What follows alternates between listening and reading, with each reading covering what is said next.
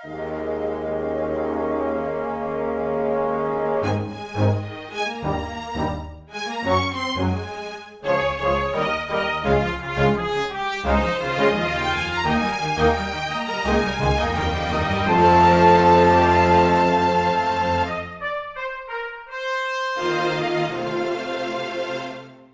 the 20th of August, 2025, and we have manga to talk about today. I'm Nick. This is Quinn. Let's get excited, everybody. It's been a couple of weeks since we've been around, and we are happy to be here and talk black and white panels of Japanese media. And that gonna be fun. Yeah, sorry we couldn't be here last week, but it was a event of some kind. I forget why Japan doesn't have manga in August. I don't really remember. We really should know them by heart at this point. We do this 4 times a year, every single year, where we say, there's no chapters this week, so we're going to do something else or we're not going to do anything at all. And yet, we just vaguely know one of them's Golden Week. I don't know. There's a Golden Week, there's like an Oban festival. Which was what it actually was this week, yes. Then there's Christmas, and then just like another like holiday kind of thing. But I don't always remember when those all are, and just knew there was a week off, so I scuttled on off to the Midwest, Nick, to visit the Iowa State Fair. My boyfriend happens to live nearby it, so that was a nice bonus. But I really was interested to see what I could get on a stick. Obviously, classic corn dog, you can get that on a stick. Pork chop on a stick, that was available. I didn't look for it, but I'm pretty sure butter on a stick is available. Not 100% positive, so I won't belittle the good people of Iowa with that. However, they did have, I guess, a very empowering historical artifact of the city is, or the state rather, is the butter cow of the Iowa State Fair. Basically a cow made of butter.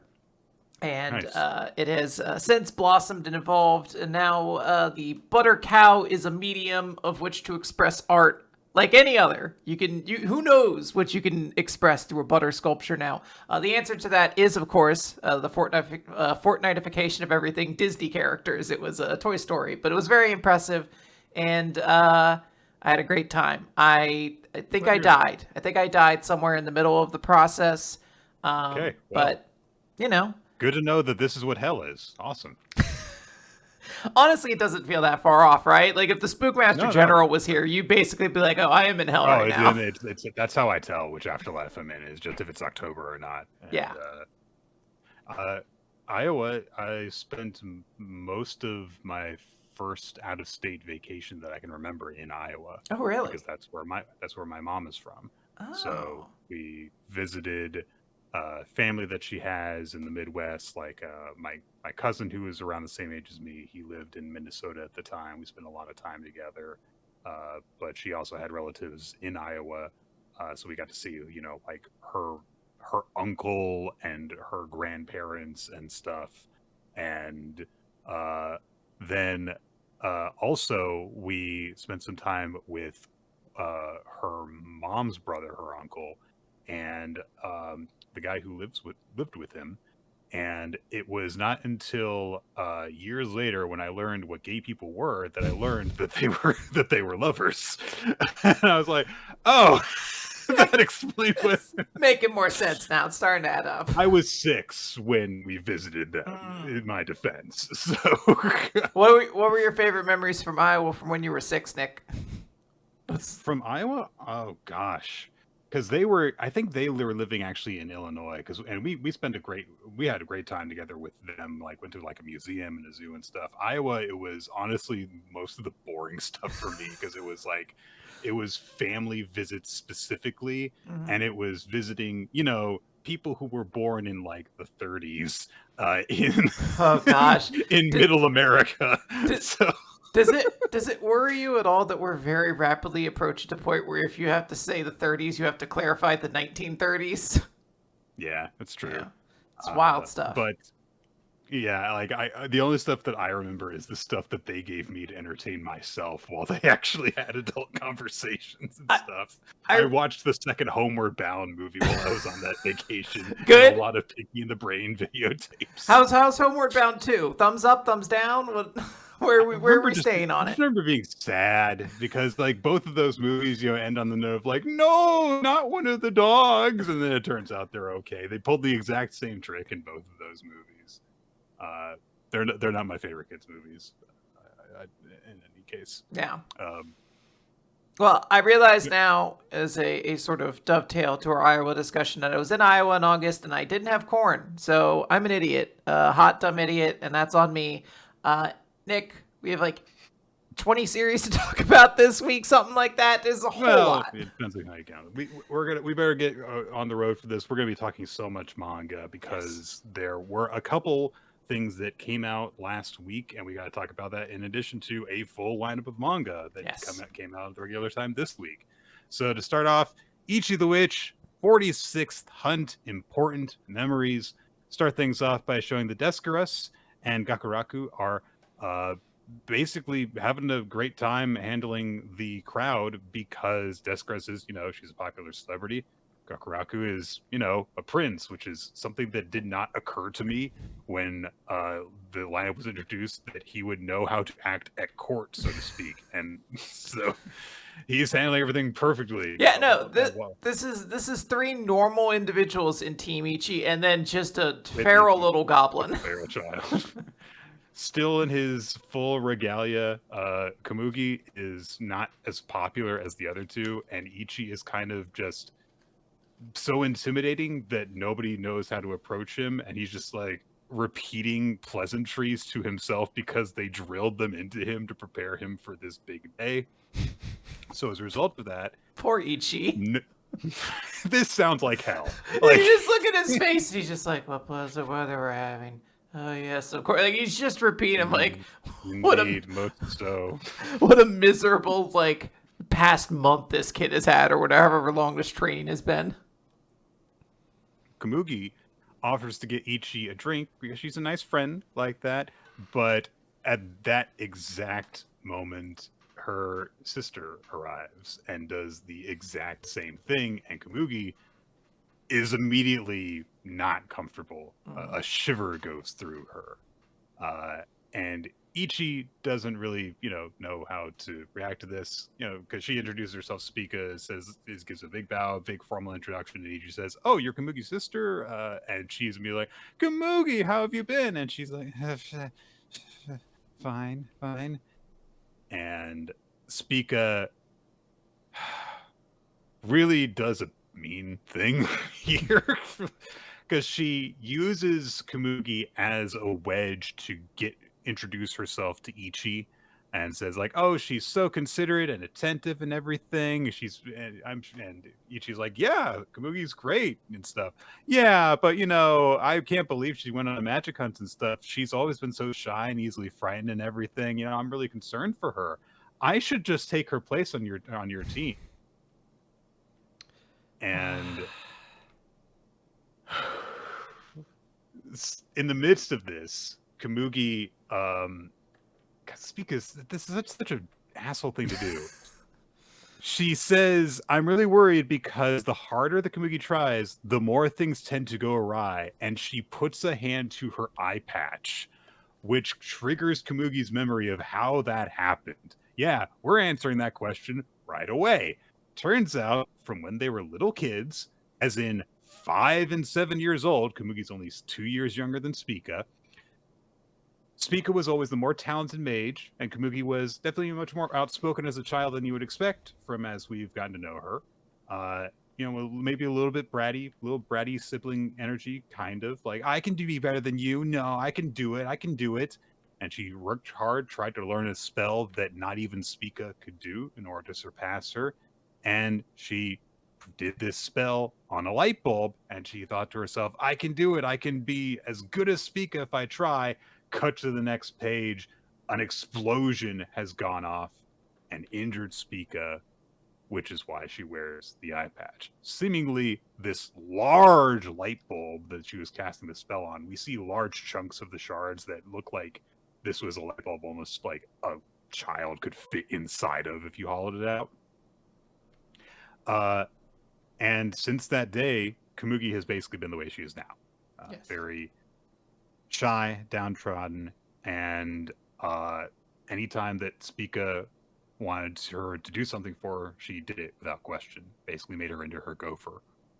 And she was very clever, though, Spica was, because she did, every time it did come up, Spica did say, like, oh, yeah, I forgive you and stuff, but still did it in such a way But that my she eye, still held it you over know, them. things Yeah. happen sometimes when you're not paying attention.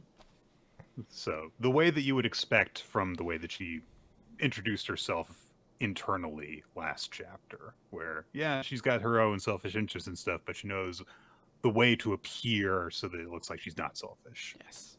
And Kumugi thinks to herself, Spica has the right to punish me, now and forever.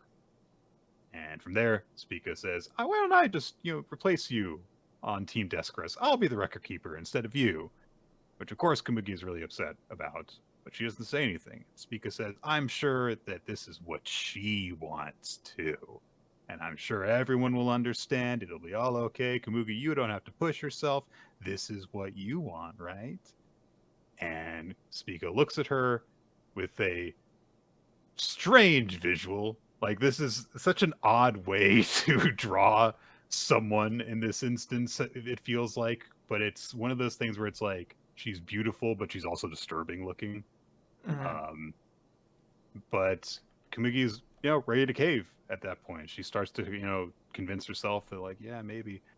And Ichi, who is too simple to be fooled like this, just says, I mean, is that what you want, Kumugi?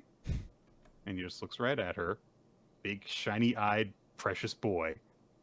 And Kumugi doesn't have, like, a montage of memories. She just remembers when they were just talking and drinking together. Just one time when they were spending time together. And in the next page, Spica gets said to like, oh yeah, she has no objections, and Kumugi almost like thrusts her fingers into Spica's face and like putting a barrier between the two of them. Says, I do have objections, because it's not like she's going to be super confident right away. Yeah, her face is basically half red at this point. Like she's more blushed than person in this moment. So yeah, this is a terrifying moment for her. She's allowed to stumble over the words. Good for her for finding her conviction in this moment. I'm excited to get a lot of Kumugi little focus. I love the detail that she's studying healing magic, because that the fact that she blew out her sister's eye is probably the reason why she went down that path. And it breaks your heart just to see how much of this girl's life has already been like so severely influenced by what, as you said, was a very innocent mistake. She was 5 years old. Like, she didn't do something maliciously. But Spica is unfortunately not particularly, she knows to take advantage of this situation. Like she's very clearly kind of use this unfortunate incident to her advantage. And it's a good development for this character to add a little wrinkle of family drama to everything they're doing. I don't think this is like a situation where Spica can like just kind of go really harsh on Kumugi or anything like that, because they're in a public setting, but she's not going to take this line down either. Yeah, absolutely. I'm sure that she'll try and find some way to still manipulate things to her way of, but it's nice to have this context of, yeah, so Kumugi doesn't like being, a little shy girl. It's just that, she's kind of used to everyone walking all over her because the person that was closest to her did that for most of her life. And it would be nice to maybe see a little bit of development from her. It's not like she's going to, flip a switch and suddenly be just as outgoing as she was before the incident happened. But that could be a way of, demonstrating that maybe she's experiencing growth and growing more comfortable with herself if we do start to see that over time. Yeah, I think I just really want to get more of Kumugi in general. Yeah. She's definitely the most underdeveloped character here, and also, if I had to be completely honest, I don't 100% buy how much she's totally in love with Ichi, because they haven't really shared too many moments together or anything like that. But I'm able to go along with, like, But Gokuraku, you're fine with. No, because they did a Jumped lot on together. that bandwagon right away. They did a lot together, and they just happened to have gotten a house in a beach house together. It's a very platonic thing. It's going to be a dude bachelor party. No women are allowed, though. Just gonna be like some of those movie stars in the 50s that were very, very close to each other, always hung out in the pool together, and strangely neither one got married. Exactly. So yeah, good chapter. I like Spice. She's an intimidating and unnerving figure. In a very different way than we've seen from characters thus far in this series. Yeah, how does Ichi deal with a protagonist he can't shunt a knife into? How does Ichi deal with a character who wants to have sex with him? The same way most Shonen Jump protagonists do, by never addressing it. It seems to be a pretty strong playbook. Yeah. Blue Box, chapter 207. Welcome home. Blue Box. A cute picture of Chinatsu going about her day with a picture of her boyfriend. Just gonna stare at her picture of Taiki while she's walking into traffic, the way that you do. Yeah, this girl's gonna get hit by a car. This is a bad way to be crossing the street. This is how we get the Blue Box isekai. Oh, Ichi! What's the blue? What is Chinatsu's isekai? Like, I was a promising high school basketball player, but now I'm sent to a world where combat is only done via basketball related techniques, and I'm a god here. She's got to beat the final boss every time by making a 3-point shot. And its head explodes every time. In just the most violent and gory way possible. Nobody recognizes how horrifying this is. They're just like, yay!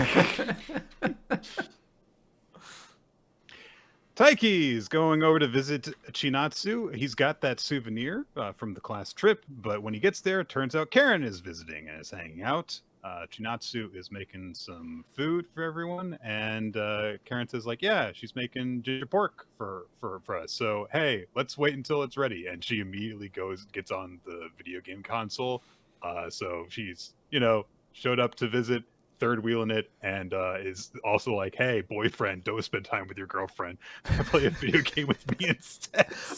What I love is it's not even just like she's just being like selfish. She's just like, hey, I can't beat the stage. Can you? You do it for me. Like, go home. What are you doing here? There's a bit of teasing from Karen because Taiki keeps on looking over at Chinatsu, and Karen's like, oh, she looks nice in an apron. I wonder if I'll always get to see her like that when we're married. Such. That'd be great. They're like, no, I'm actually going to blindfold you while I'm in an apron. You can never see it. You'll never get to know what it's like. They bring up Haruyu, and Karen gets annoyed. There is really weird bit because she's like, hey mom, when's dinner ready? Daddy's bullying me. And it's like, we did not invite you into this dynamic. You don't call me daddy here. Please don't ever call me daddy. And Chinatsu kind of just rolls with it, just like, no fighting, stop messing with stop it. Dinner gets served out, and there's a funny moment because Chinatsu only has enough dinnerware for 2 people to eat from because she just lives by herself, and the only person who normally visits her is Taiki. Yeah. So having a third person there makes it impossible. She's like, a third plate? Why would I ever have one of those? Or, like, enough to not have to do the dishes every single day? Not just every single day, every single meal. I've never reached that point of having, like, I've never lived enough of my own that I was just like, well, I just need like kind of one plate and one fork, and like that I'll just rotate through that. So this Please don't tell anyone how I live. Very much so. Taiki goes over the souvenir to Junatsu. Karen brings up the whole adventure that he had at the end, where he stayed behind to help out Hina and Ro together alone with her. And Karen teases Junatsu for being jealous that they spent time alone together. And Junatsu's like, I wasn't jealous. And Karen's like, really? And she's like, fine, I was jealous. So we're still at that stage where it's like, well, you got to spend time with my boyfriend and I didn't. Yeah. There's not like a whole thing. Like Karen teases her because she's like, you're usually oblivious to romance, but she also doesn't really explain why she was jealous.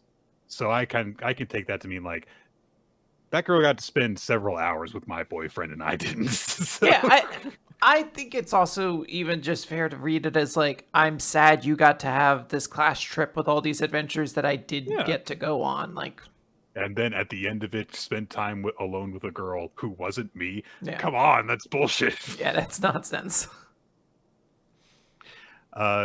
Things shift over to Haru at that point, though. There's not like anything bad that's happened between them. It's just that Haru was really busy preparing for exams, and Karen's like, "Look, I know there's not anything I can really do about it. I want to support him in following his dream. I don't want to get in his way, but I have to keep on reminding myself. Basically, I really want to see him. I really want to see him." And Taiki says, well, you know, I guess you could come here if you are feeling lonely. And Karen's like, why are you the one giving me permission? Great read on that. But Chinatsu just like, meanwhile, surreptitiously records Karen. And Chinatsu says, yeah, so Yumika told me that it'd be a good idea if I just sent this video to Haru. And she's like, what do you think you're doing? You're just going to worry him. And immediately she gets a call on her phone from Haru. And Chinatsu's like, I'm always going to follow my best friend's advice. And immediately after, Karen's like, I'm gonna go see Haru. We're gonna go spend a bit of time together while he's got time away from grad school. So she leaves, and Taiki's like, okay, I'll wash the dishes. Goes into the kitchen, cleans up.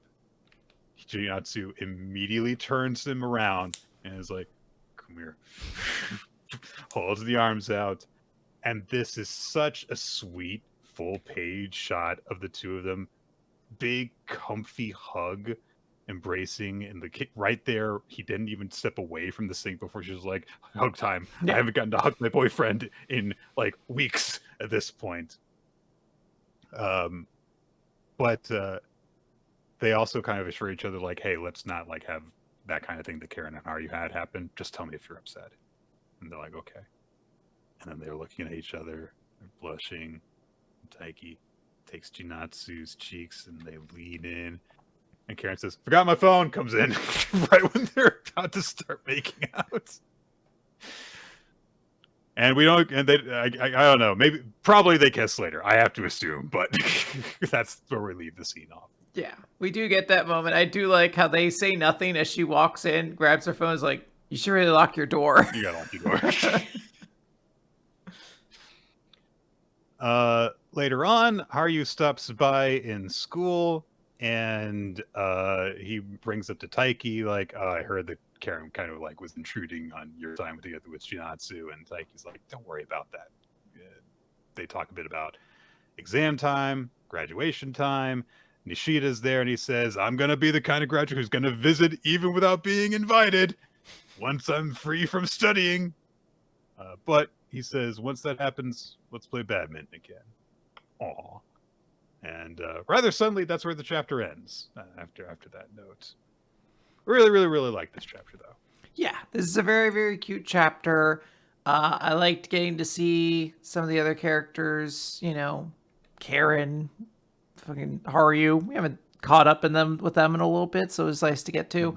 And I also just like the amusement of Karen playing this weird third wheel. Like this poor girl who just loves her boyfriend. She doesn't get to see them, so she's just naturally My boyfriend's too busy to spend time with me, so I'm going to intrude on your date. Come on. Well, I don't even think it's that necessarily, but I think she is just glomped on to the one other person she knows she can get, like, spend time with, and it's not until, like, halfway through, it's not until she sees that plate that she's like, oh, fuck, I am kind of third-wheeling this, aren't I? Like, I almost wonder if she, like, actually ate, or if she was like, Haru's calling, I should get going. Yeah, we haven't really seen anyone in Karen's friend group at all beyond Haru. I guess that it's basically just the implication is that she's just also busy with work all the time, so maybe she doesn't have a super I mean, we social. don't need to know too many of the people in it. She might just have wanted social attention of some kind, and Shinatsu is the most free of all of her friends right now. Yeah, she lives by herself. It's kind of a good bet. I was gonna say, lives by herself, doesn't have a job yet, to my knowledge, is not in school. Black Clover, Quinn. Oh, Nicholas. Yes, we have. This is great. I get to just chill for 3 chapters. Wow. Yeah, we have 3 chapters of Black Clover to talk about. Page 381, The Ultimate Mage, a big color page, double spread with all the characters. Well, not all of them, but basically all the significant characters of Black Clover in full color. Very, very good color page. Guys, I'm going to do my best. I'm going to try very hard. But I need you to understand that within these 3 chapters, like 49 fucking characters are brought back. I don't know all their names. Some of them I don't even remember, but You don't want to talk about the light novel introduced group that shows up, and there's so many characters that show up in this. I'm truly just gonna be like, and then this guy shows up. Anyways, has gotten the anti-magic power, so he is able to compete a little bit with Master Luscious.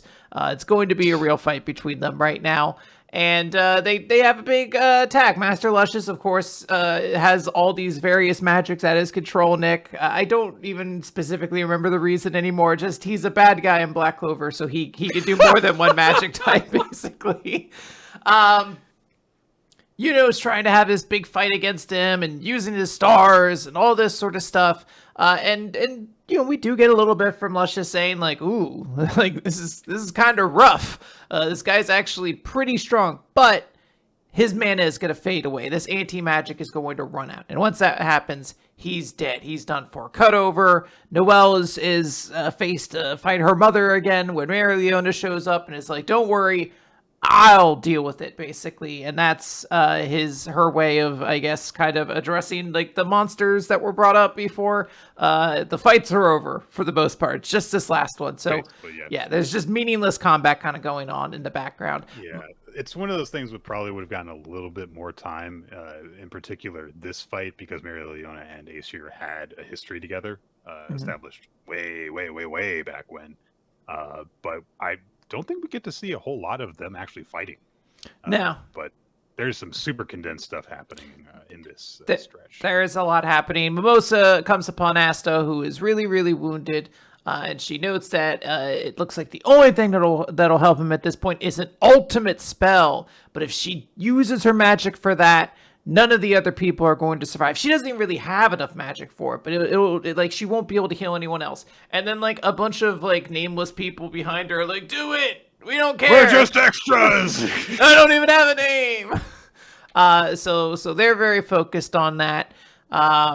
We cut over to Morris, who is going to attack. He's doing evil bad guy things when, hey! Awful teeth. Truly awful. Yeah, he's got like, little gaps between all of them, so I'm trying to think. He doesn't have enough of a gap between them, Quinn. Oh. Those are all, they're like dentures. They all connect into a single thing on the top and bottom. Yeah, well, they're like little buzzsaws or something. I don't know. Anyway, he says, I'd like to follow that. Going back and forth. He wants to refer to eliminating this flawed person, referring to Asta. When somebody says, he's not a flaw, that's my friend. And who should it be, Nick, but Mars? It's Natsu. It's not Natsu, it's Mars. Oh, right. He's from the Diamond Kingdom. The heroic Diamond Kingdom that brainwashed their king. Yeah. And you know what? The more I start to think about it, he might have had the right idea about things. It seems like everything worked out pretty well for them. Behind them are also a bunch of other characters from the Diamond Kingdom. Ladros is there. And then several characters from the light novels. It's of which Ladros, Quinn! Oh, it's Ladros, don't you know? Yeah, there's also some light novel characters in there. Congratulations. That's that chapter. Moving on to chapter 382 of Black Clover, Former Enemies. So a bunch of former characters, former antagonists to Asta are now here helping him.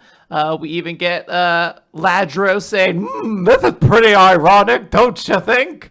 Oh, just look at this high and mighty Thorthor doing all of his things, but now he's the monster. It's like Dr. Frankenstein has become Frankenstein's monster, don't you know? Don't you know? This is the part that truly baffled me. Oh. I don't believe this is the character we know. Someone just shows up and says, "This is hey, so guys. Unfortunate." Remember how we had all the spirits, guys? Yeah. We didn't get to the spirit of Earth. We never got to Gnome. We never got to Earth. Because Tabata, got sick and couldn't do the whole manga. So here she is, and she has a pretty cool design too. It's kind of a bummer. I think that she looks really badass. Yes. Yeah. She is one of the 8 shining diamonds, or generals, and the host of the spirit of the earth, and they're gonna fight against Morris, and it's very intense. All this stuff's kind of going on. The fight between Yuno and Luscious is still going on. Things are looking kind of bad. There's a bunch of laser attacks that are going to attack the citizens at this point. Oh no! Hey, suddenly something arrives. A bunch of cubes arrive and sort of block the attacks. And it's the science division, Nick. It's them. It's Sally and the other guy from the bad scientists who are good scientists now. Also, they've made guns. Sally reveals, even though these things are super terrifying, they've developed a gun that just kills things based off of Asta's energy.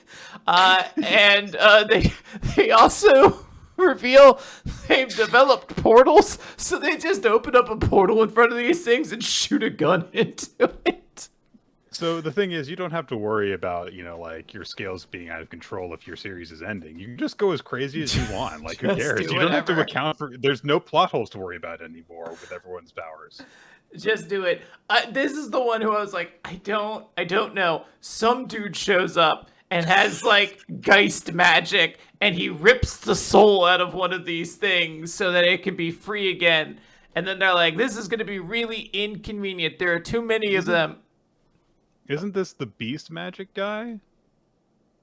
From... I thought it was the Beast Magic guy. No, I mean, he has a Clover Kingdom eye patch on.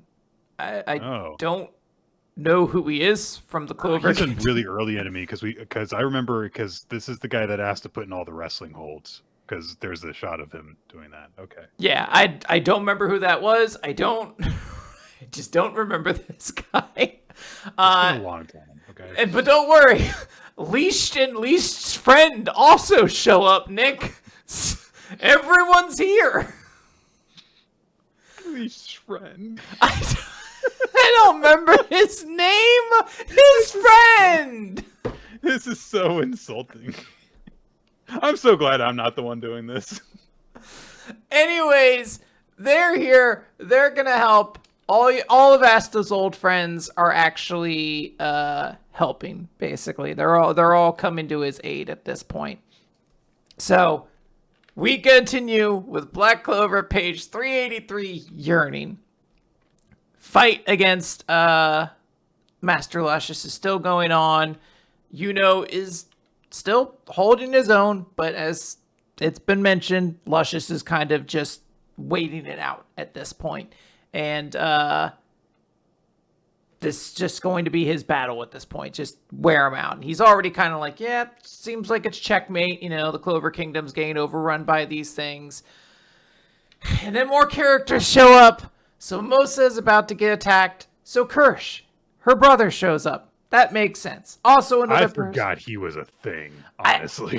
When he showed up, I remembered. But in the moment when I turned the page for a split second, I was like, who is this? Because at first I thought it was Finral, but then I looked to the next page. I was like, no, that's Finral. Well, that's not Finral, that's Langris. But they're essentially the same in my mind. You get what I'm going for. Anyways, everyone Asta has ever bonked with his sword has basically shown up to this fight to help the heroes. Leo, I think is his name. I don't fucking remember. He shows up and is like, Asta, I won't expect, you better get up. I won't expect such behavior from my rival. And it's like, dude, you're not even Asta's like top 5 rivals. Like you're not even in the top 3. Like get out of here. You might honestly rank below Real. Like because I had to sit there. I was like, well, Yuno's number 1, obviously. Yuno's number 1. And then like Luck and Magma. Both of them considered themselves Asta's rivals, and they're at least more prominent characters. Noelle, to a certain extent, is kind of his rival. Like Mars, to a like, I'm just like, dude, I don't even. Did you ever do anything? Who cares? He's here, and also Fuego Leon is also shouting in this moment as well, or maybe that's Leo again. I don't know. A lot of characters are doing it. Mimosa is thinking that she's not going to make it in time. She doesn't have the magic energy to do this. When Finroll and Charmy show up with a big pile of food in just the most convenient time for... I lost it at this point. I was totally going the whole way being like, okay, I vaguely remember that character. Sure. And then Charmy shows up with food, and I'm like, of course, there's a problem where someone's running out of energy, and Charmy shows up with food. Because why should we ever feel like it's possible to have a stamina problem that can cause dramatic tension? No, here's some food. Solved immediately. Look, at this point, I'm just glad we're moving things forward. Mimosa, now fully powered up, uses her ultimate plant magic, Flower Princess Utopia, heals Asta, says, please save the world, Asta. Everyone's waiting. Big monster tries to attack Mimosa, and Asta wakes up and cuts it in half. And he says, Mimosa, thanks! And she goes, of course. And then he rears back and he goes, Master Luscious, I'm coming for ya! He is serving in that final image. Jesus Christ, Asta. It's not a bad look for him. Look, I love Black Clover in my own way. This was 3 chapters of pure pain for me, as I just had to sit there and be like, I don't remember this character. What was their name? I'm just being told now by Ninja that's not Leashed. Leashed is dead. It's the elf that Leashed's body took over, I guess. Right. I don't remember. And then that's Leashed friend's body is the other person. I will say the 2-page color spread that we had on the first of these 3 chapters is wonderful. That's something that I would love to just have up on my wall. It's a really cool image with a lot of great contrasting colors to make you really appreciate the difference in all of everyone's designs and power sets and stuff. It's very cool look. Yes. But man, I feel like we kind of just reset to 0 with these chapters, because I know that the big thing is it looks like things are going back in the bad guys' favor. Oh, they're not. Now it's time for the final big comeback, and I kind of thought that we might, just do that, but also go further in terms of making it close to the ending of all this. It doesn't seem like in the grand scheme of things much was actually accomplished because of that. The thing that's interesting, and this is, Black Clover is Black Clover. It's, always kind of kept itself from being too dramatically intense. The heroes do usually come up with some way to win pretty easily. Or I should say pretty easily, but without weighing the story down. However, obviously we're running into these chapters with Tabata's health as it is. I'm grateful for anything we can get. But this definitely feels strange because I'm did even need help yet? I know Master Luscious kept saying his magic was running out, but it didn't really feel like was super concerned about it. So Asta re-entering the fight really doesn't change dynamics, except that I'm oh, well, you should just stomp the shit out of Master Luscious now at this point, right? Both of you are up now. All right, Boruto 2 Blue Vortex, Chapter 25, Those Girls. I didn't realize that's the name of the chapter. Those girls. Holy shit. Among the color pages that we've got at the start of Boruto chapters, this is among the better ones because it's not in the realm of horrible. I actually like the pose that we have with Himawari here and the little Kurama. The one thing I have to say, though, is how old is Himawari supposed to be in this image? Is she 18 or is she 8? It's very weird to look at her face in contrast with the model that this was obviously traced off of. Okay. So they got the bulbs from the tree people. Konohamaru sticks it in the tree that swallowed up Moegi. Bah! She's free from it. She's safe now. Konohamaru catches her and immediately checks on with her and is like, hey, do you know who I am? And she's like, oh, Konohamaru-chan? Yay, she's fine. Konohamaru gives her a big hug. Boruto is flying up in the air and he looks floating stoic. there. I love this shit. Why not? Why can't everybody just float and fly now? Who gives a shit? Gaara is saved, so that whole thing of him being trapped in the iron dimension thing, which made it really important that Shinki got freed, I guess that was just solved off screen. So that was pointless. Good job. He's back in the hospital too. Moegi is doing pretty well. She's just, has like some chakra problems because, she was a chakra tree for a while. Sumire and Sarada are both there. There's like, a bit of like tension where Konohamaru still doesn't fucking say anything. He knows for a fact Moegi's in love with him and he still won't fucking pull the trigger. This fucking asshole little bitch. So Sarada calls Sumire outside and they have a conversation, and all I can say about this is at least this is over now. Because Jesus Christ, Kishimoto, you don't know how to write fucking teenage girls. You suck at it. Now I understand why you never tried this before, because you're bad at it. Jesus Christ. They get it out of the way. It's a very long and drawn out conversation. I'm so sick of this whole pattern of panels where like a sentence gets stretched across the entire panel with ellipses. You don't need to divide a single sentence among 4 word bubbles. Fuck you. Just write more. Fuck you. So the point of the conversation is Sarada admits that she likes Boruto. Yes. She says this to Sumire. Also, she starts referring to Sumire by her name instead of calling her class president. And in case any idiots in the audience don't remember that as a plot point, we get a panel of her saying, how long am I going to be the class rep to you? Because, who cares about any of this? Well, apparently, Ada does. She's spying on it. She still wants that juicy goss. And so she's spying on them with her special superpower. This is a great use of her abilities. I mean, look. If I had the ability to just live any moment of time, you bet my ass would eventually just be like, all right, well, I'm just going to watch these people, like admit that they have, like, a love rivalry thing going. Like, I'm just going to be around for the messiest drama from afar. Sarada thinks about how, died. and it's like, I better stop running from my feelings for Boruto, and Ada, which makes Ada go, and Sarada's like, this is going to make me stronger. Like I can become Hokage. Okay. And Sumire says, I always knew how you felt, Sarada. It was totally obvious. And Sarada says, back at you, Sumire. Are you sure about that? You seemed really shocked when Sumire told you that she had feelings for Boruto. What are you talking about?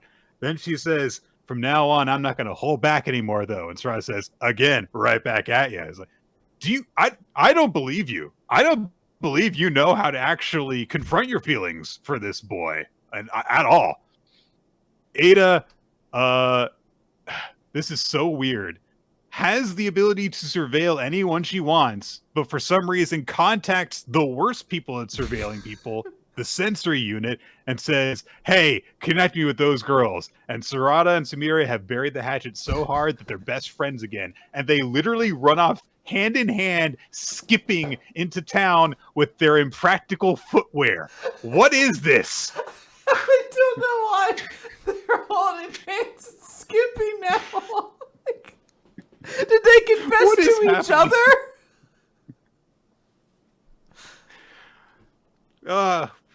Himawari, meanwhile, is doing some internal training because she, connected with Kurama and stuff during the last bit. So she's off by herself. She's in like a lotus pose, and she's having an internal fight battle in a world of speed lines. There's no background here. Everything can be speed lines while these two are sparring with each other. Kurama tells her that she's focusing too much on quote unquote punching with her arms and kicking with her legs. basically you need chakra control and you should just rely on chakra control. He says very specifically, you are different from like anything that has come before. You're more similar to me and to Jura than you are with even Biju and Jinchuriki and stuff. Presumably because of the way that Kurama was actually passed to her genetically, seemingly.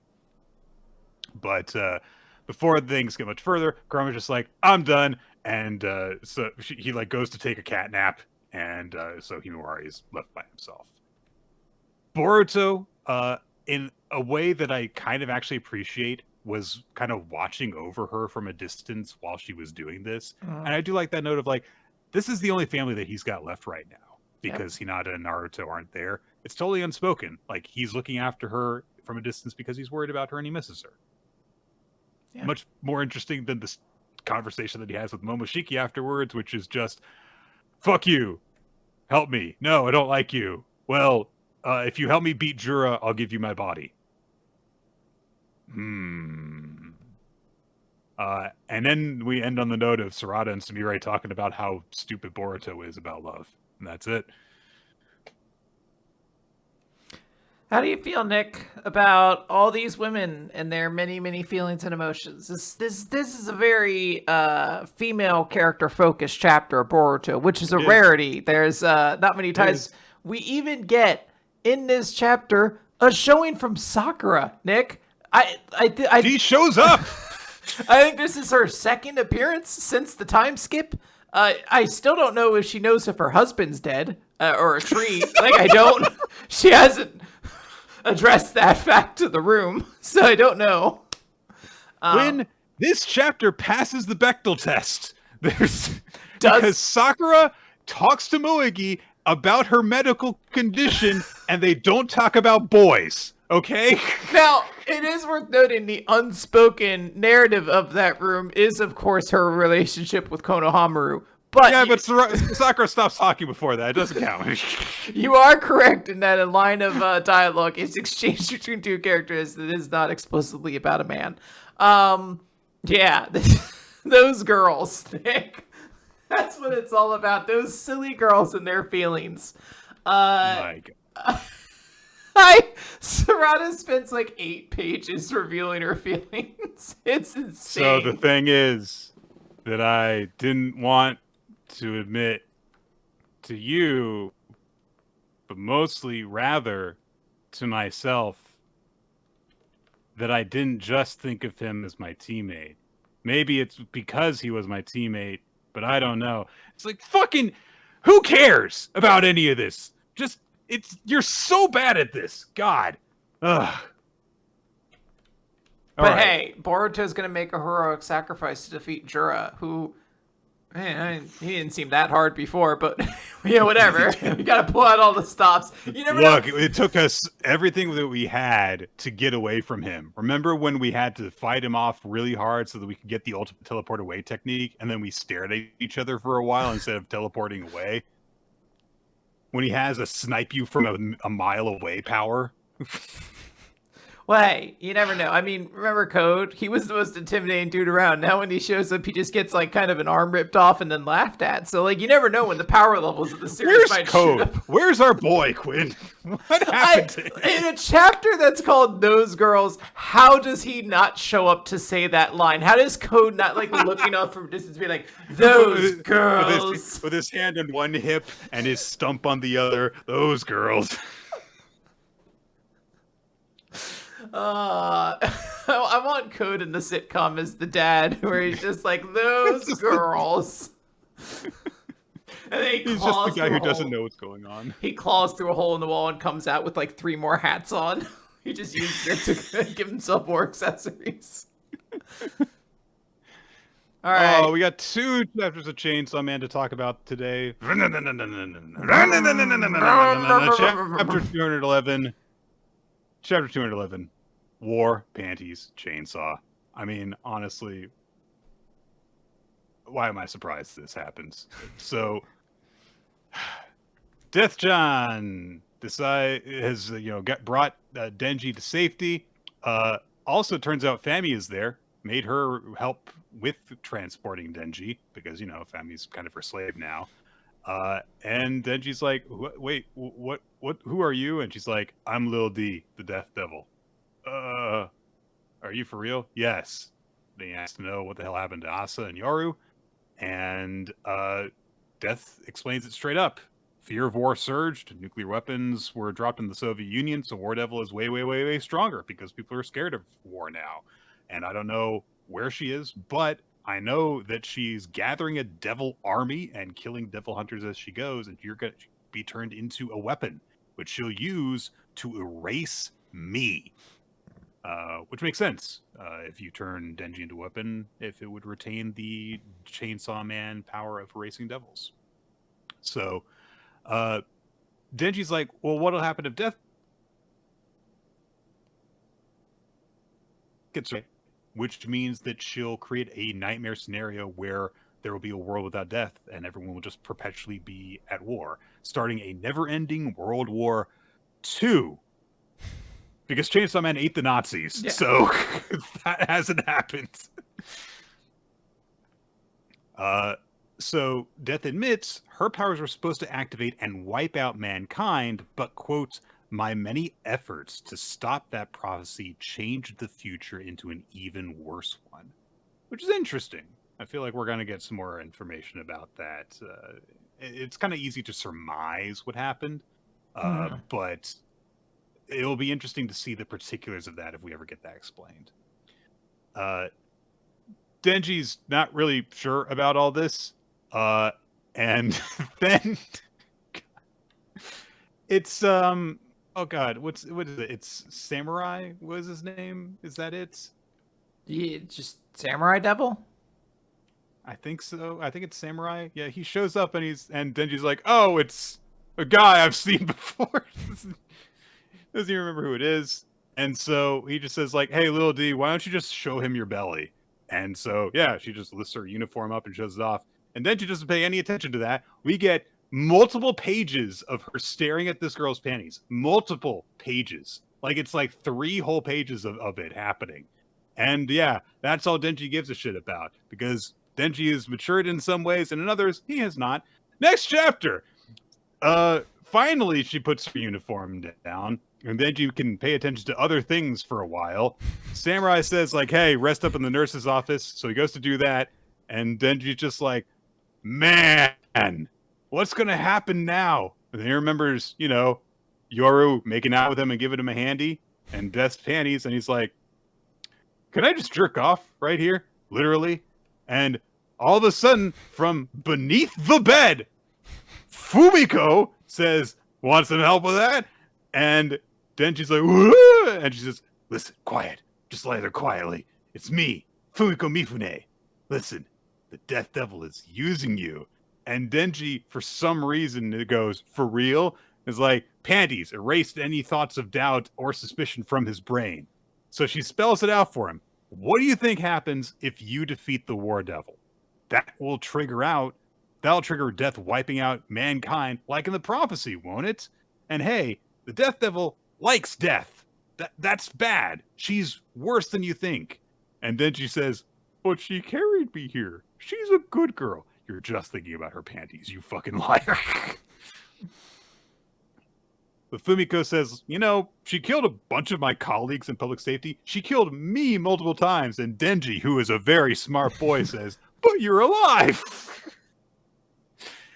And Fumiko reveals, yes, at age 14, I made a contract with the STD Devil.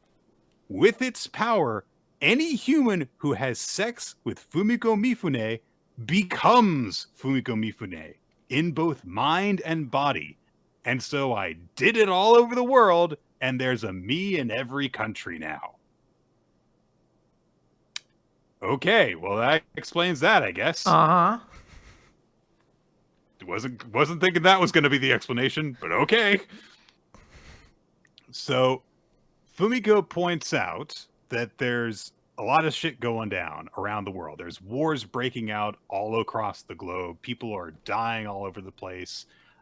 And the devils don't even have to do anything for humanity to march itself towards doom at this point. If you eat the Death Devil, mankind could live on forever. Who cares if mankind starts an endless war because of the War Devil? We're already constantly fighting wars all over the world. And besides, why do you think you haven't been turned into a weapon? You should have been able to turn. She should have been able to turn you into a weapon when you were dead before. And Denji goes, "Oh, why? Because she loves you, dumbass!" And she just screams that at him and says, "In a world without death, you should be able to secure a happy life with the War Devil. And also maybe not have her kill me. Just please do that too." So Denji finally has a few brain cells to rub together, and he says, "Aren't you just also trying to manipulate me right now?" And so she says, "I'm going to give you this photo," and just extends her hand up. "It's a picture of me nude. Okay, bye." And cut outside for a brief second, and then we're back to Denji, who says, "She's a really good girl. This dumb boy, I swear." Yeah, I'm starting to lose my steam when it comes to Chainsaw Man.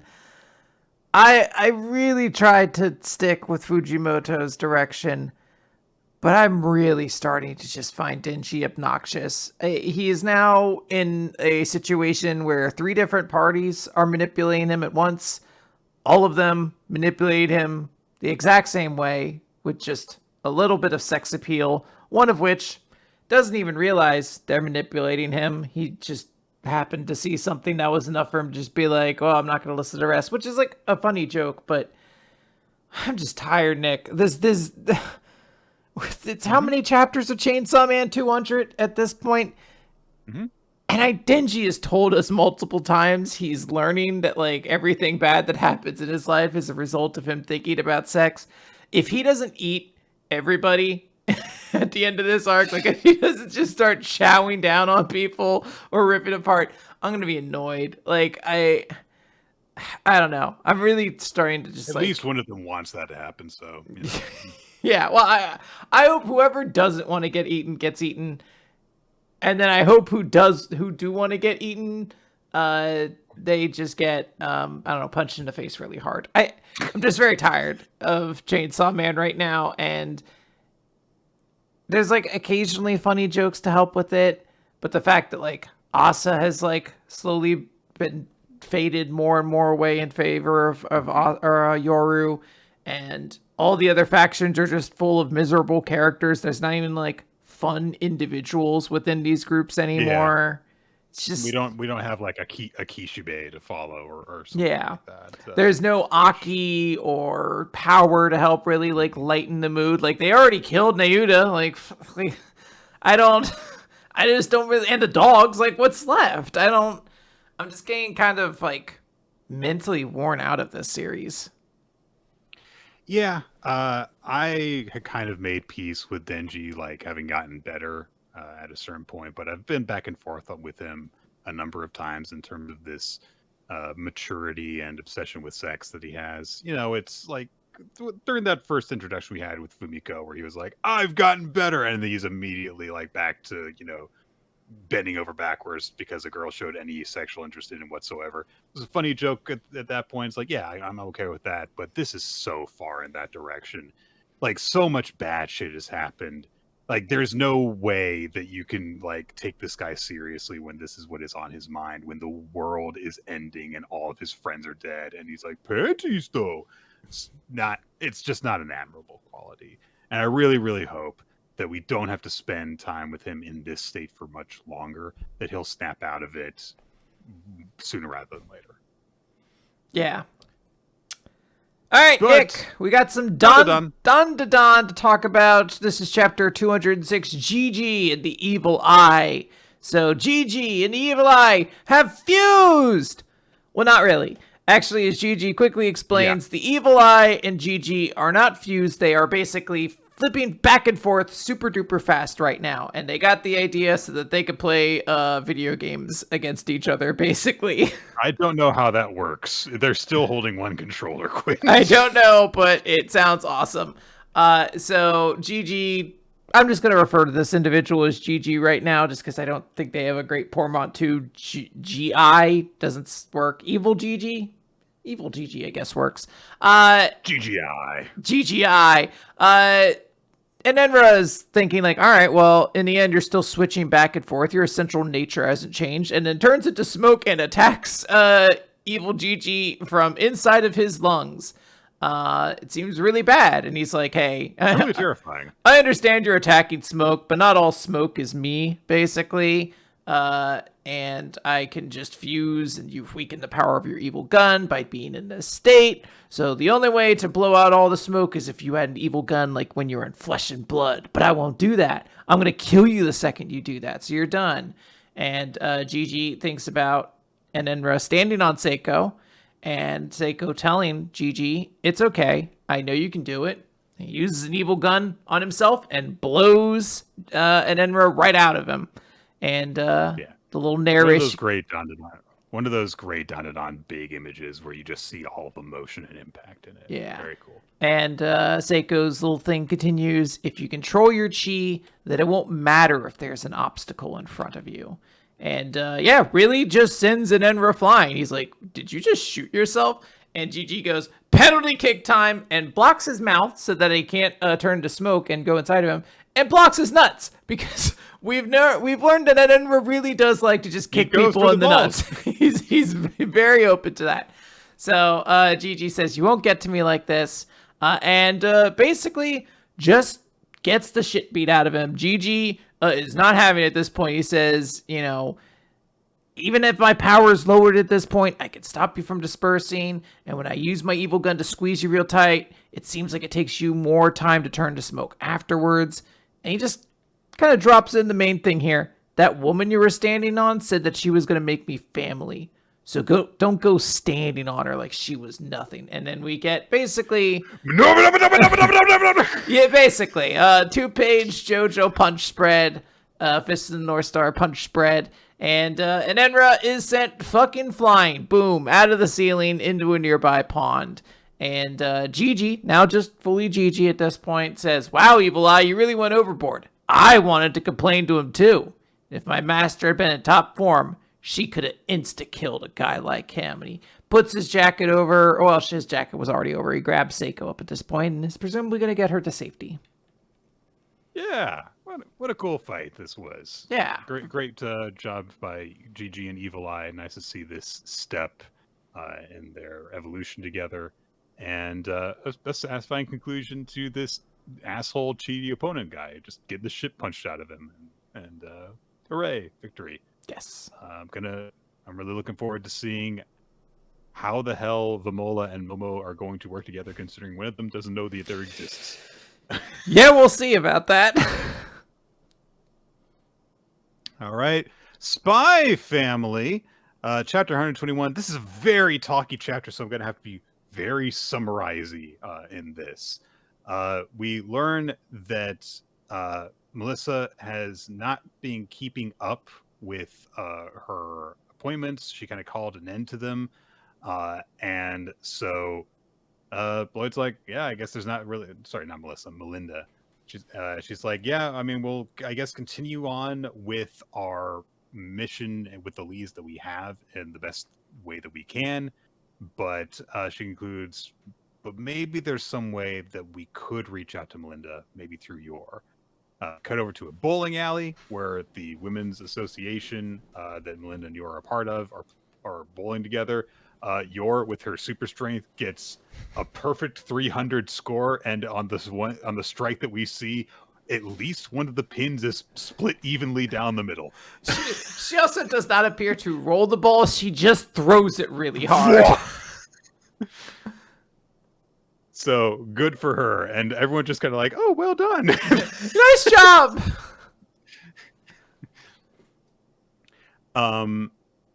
Yor offers Melinda some tea because she heard that she was having trouble sleeping with, all the difficulties that she's been having.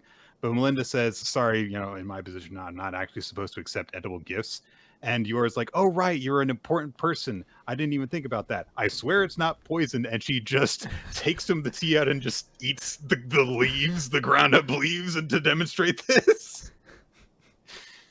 And Melinda is so, tickled by this that she's like, "Thank you," and she accepts the gift anyway because she cares about her friend, and that's nice. But they ride together in Melinda's car for a bit, and she says, "By the way, I never thanked you or apologized to you for what you did at the fair, and I have been seeing your husband for treatment." And Yora's like, "Oh, he didn't say anything," and she's like, "Oh yeah, it's doctor-patient confidentiality." But she admits, "I didn't go to my appointment this week, though. I think that he's a fine doctor, but that feeling that my husband can see through to me is terrifying. And at some point, being seen and known became something that I feared." Which can mean a couple of different things. It could mean like, I don't believe that I can safely see Lloyd for treatment, but also like, the more he gets to know me, the more I don't like that because of the way it makes me feel when my husband does that. Mm-hmm. And Yor admits the thought of someone finding out who I really am scares me too, which of course has been on her mind with all of the stuff in terms of her assassination versus her family. Yes. But Melinda says maybe that's a fear that all wives share. And then she says, "Hey, you remember when you came to my reading? If that kind of thing interests you." And somehow they wind up at a seance where everyone's wearing goofy hats. And Yor's just kind of like, "What is going on? What's happening?" Melinda is kind of like continuing to vouch for Yor, even as she's like continuing to freak out, like, "Why am I wearing this hat? What is going on?" All of her other companions are weirdos. The only one not wearing a goofy hat is wearing the same antenna things in his hair, so he's even weirder than everyone else. Yor kind of is encouraged to share a secret. And she's like, "I can't say I'm an assassin, and it would be weird if I tell them I've just fallen in love with my husband." So she admits to, when she eats yogurt, she really wants to eat the little bit that gets stuck on the lid. But if I did that, I feel like it would be embarrassing if my husband saw me. And like everyone else in the seance group is like, "Oh my God, who gives a shit about that?" And Melinda, ride or die, is like, "Yes, I understand you perfectly, York." But the idea that any little thing you do could affect your partner's mood, which is of course very telling. Like, that's so scary that she's like, "Oh yeah, what if my husband hated me if I did that?" I totally get that feeling. Awful. Now, Nick, where do you stand on licking the lid versus not licking the lid? If I want that extra bit of yogurt, I'm just gonna lick that lid. Yeah. Right? I think everyone is, right? Perhaps this is America, the land of consumption, but right. I don't always do it, but if I see that bit on the yogurt lid, I'm like, I want that, and then I just lick it. So. That said, I tend to throw it out more often than not now. It's just too much work. Yeah. You gotta extend your tongue. You gotta all right, because like you get everything wet, It's What do you mean everything wet? You get the yogurt lid wet and then you throw it away. But like, what if like you accidentally lick a little bit of your hand, or like a little bit of your hand gets into the yogurt, like your thumb gets in the yogurt, then you gotta lick your thumb, and now your thumb's wet? What is this? You've never, and then like, like you're like, "Oh, hold on, maybe." How little control of the muscles in your head do you have? Wait, is this not an issue everyone has? That if you try to lick not the top myself of the... personally. Yeah, it's not an issue for me either. I don't know why we're talking about it. If anyone backs you up in the chat, I will withdraw that remark. No, it's that was just a bit I did for the show. Let's talk about the rest of this chapter. It gets real good after this. Let's keep going. Yeah. The guy leading it has a typewriter with him to kind of do like a tea leaf reading thing, typing out. And so he writes out: "A rustling forest, a room with drawn curtains, smoke, timid teacups, the Rochambeau of crows. And everyone's like, that doesn't sound very good. But he asks if those thoughts, evoke anything. And he tries to make an excuse like, I could not see anything clearly, but it seems it would be best if you left the undersides of lids alone. But even so, Melinda, because like one of them says like, oh yes, that thought does sound very vulgar. And Melinda's like, no, have you forgotten about the food shortages during the war? She should be lauded for respecting food so much that she even licks it off the lids. And Yora's like, I use a spoon. Okay. I would not. Now this is the weird part to me. You all use spoons when you do it? That just seems like more work. I mean, I guess you're going to use I'm concerned that you are not eating yogurt with a spoon at all, Quinn. So you just go-gurt it fully. The way I usually eat a yogurt is I place it on the counter, I open it up, I throw the lid away with all the yogurt, of course, don't need that bit, and then I kind of unhinge my jaw like a snake, and I wrap my entire lips around the yogurt, and then I just inhale really quickly, like, and What happens to the cup? Most of it goes into the trash afterwards. So you just funnel it out. You turn your mouth into a straw. Yeah, I just go and I just kind of inhale it in one big globule. So it helps with digestion. It sounds like it helps with clogging your lungs. Oh God. So anyway, Melinda's fully ride or die with Yor. Good for her. She's a true friend. Doesn't doubt your friend's yogurt eating abilities the way that certain people do. No. Honestly, I wish I had a friend like Melinda. Yeah, you deserve it. Aww. So they leave, and Melinda's like, the reading wasn't nearly as fun this time, and like I kind of get that because like the one reading we got to saw, everyone was just hating on her friend for expressing a weird habit. It would be kind of like, man, that's a kind of a bummer of a Tuesday night. Yeah. So, but Melinda's just like, I've never really gotten touchy about a reading like that or doubted the results of it before, but it made an incredible person like you sad, so there must be something wrong with it. What a good friend Melinda's turning out to be. Mm-hmm. And she says, hey, and don't worry about it. I'm certain that your husband would accept you in all your lid-licking truth. And Yora's like, aw, I use a spoon. Such a good little joke there. So Yor says, I do actually think that he would understand that. So thank you for encouraging me that way. And when thinking about that, Melinda takes out the notebook that Lloyd gave her to write down any thoughts that she might have and asks Yor to pass it on to Lloyd. Since she's not going to dual points anymore, she's not going to be passing that on to him. And so Yor says that she'll do that, hands it over, and Lloyd starts reading it and immediately comes across a very interesting tidbit of information where she's pondering like when her husband started changing. And she says, oh, maybe it was at the ministerial residence. I'd heard Professor Althen was coming, so I was thinking of going to greet him, but I was stopped before I could even say a word. And that harsh, silent glare left me paralyzed with fear. And Lloyd realizes, Professor Althen, that's the guy who lives down the hall from us. So the gears they are turning. Them involved again. Yeah. Good.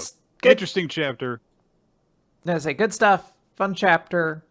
Linda, good friend. Ride or die. She's with you forever. Hima-Ten, chapter number 54. The teacher, Miss Himenono. All the other girls are reacting to the fact that Himeno has become a teacher. Turns out, not only is she a teacher, she's going to be the assistant homeroom teacher in Himari and Honoka and Tinichi's class. So she gives a little introductory speech and is kind of too good at getting people enthusiastic because she kind of reverts to idle mode for a bit and everyone goes, yeah! And the teacher has to be like, calm down. No, stop. This is a classroom. Stop. We want these children docile, not like ravenous. We want them to be brain dead so that they can learn. She's very popular, of course, right away. So during a break, everyone's like, oh, God, gathering around her. Himari has a moment of vulnerability because she's like, are these people even more excited than when I showed up?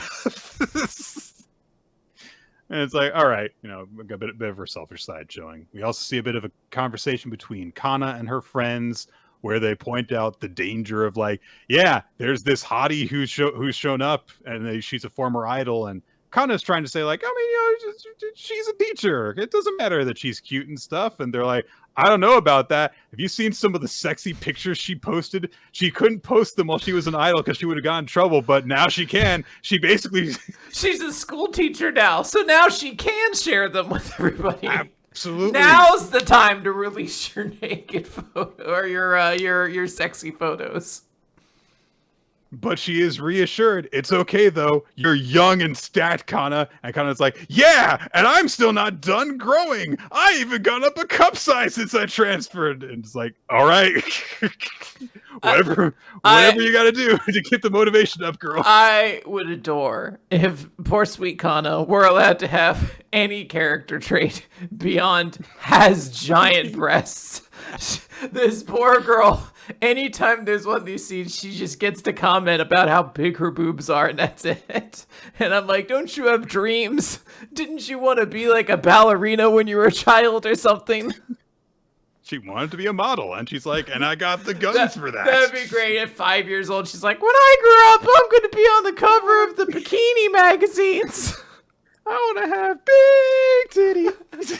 Fat knockers! Those are our first words, honey. Her first birthday was held at a Hooters, and she was so happy. That's when she started being sentient. Like in that moment, she was like, she was like, hey, wait, what are all these? It just becomes fully learned in the language at that point. Oh no, she's 3 years old and she hasn't spoken a word yet. Sees the waitress come by. Big ol' gazangas! Oh my gosh! Mayu goes to see Honoka because she's heard that Himanono is their class teacher and stuff, and she's like, this is really bad. You were just getting up the courage to do that idol concert, and then the real fucking deal appears. She's like your final evolution, which is hilarious. Just assassinates Honoka with that comment. And Honoka is like, I mean, I'm just a normal person, but she's a teacher. Why are you so worried? And Mayu's like, I'm worried she's gonna outshine you. Once Diamori realizes the charm of an older woman, you won't stand a chance. What a great supportive friend. Look, you need a Melinda, and then you need one of these girls as well. I forget her name, but you need both of them. It's like the angel and the devil on your shoulder. One of them to be on your side no matter what, and one of them to give you real honest feedback. Iamori is in class and is worried that Himeno is going to figure out the whole deal because he told her that there were multiple girls involved with him, didn't say who they were, and now she's in a class with 2 of them. So it's only a matter of time at this point. Himari, however, interprets his current frustration and worry that he also is just a Himeno fan. And she gets, kind of jealous over that. She's been Googling Nonoka Himeno because she's like, what's her deal, all of her stuff? Because she's like, God, this girl, even when she was my age, she had sold like 1 million copies, but she makes herself feel better by going like, I've sold more than 1 million units of makeup. No one is showing their best side in this chapter. No. Nobody. Himeno, of course, is already familiar with Iamori, so goes right up to him, starts talking with him familiarly. And Himari's like, well, you guys already know each other? Yeah, we just kind of bumped into each other, because the real secret that Himeno is worried about is that, she lives in his building. Because this catches Iamori off guard, like, I thought we were supposed to keep everything a secret between us. No. It's totally fine if everyone knows we know each other. Just don't let them know where I live. Because everyone's like, God damn it, fuck you, Iamori. You and fucking Himari, you and Kana, you and Himeno now. What the fuck? Screw you. He starts turning a little bit into Gakuro. with the way the class is treating him, including Yokomizo. But Inamori is also like, I wouldn't have told you the stuff that I did if I had known about that. Inamori is like, you better not have told her my secret. And he's like, no, I would not do that. But then Himeno sees the way the two of them are interacting, very familiar, very comfortable with each other, and she's like, oh. But she's also then very nice to Himari and says, you're really amazing. The fact that you've done all that you have while still attending high school. Nice to meet you. And Himari's like, yeah, nice to meet you too, you fucking... Himari says, I'm going to do my best here. Please help me. And yeah, finally it goes over to Honoka, who's like, man, why do I feel so bad about Himeno, the girl that I really like, and model myself after being here. So all the jealousy bugs are hitting all the girls. And that's it. Yep.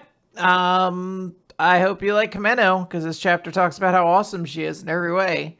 So enjoy it, I guess. Nick, do we have any optimism as we go into Oder chapter 14? I've got a smorgasbord of optimism, Quinn. Wow. No, wait, that's the chapter title. Oh. So, Hugin the Wise. So he's eaten. Yep. He's also giving everyone the lowdown of stuff while Oder's injuries are being treated. Oder's got the dwarfs tending to him, thanking him for everything. The Iron Spirit talks to Filgia for a bit and notes, you've become much smaller than before.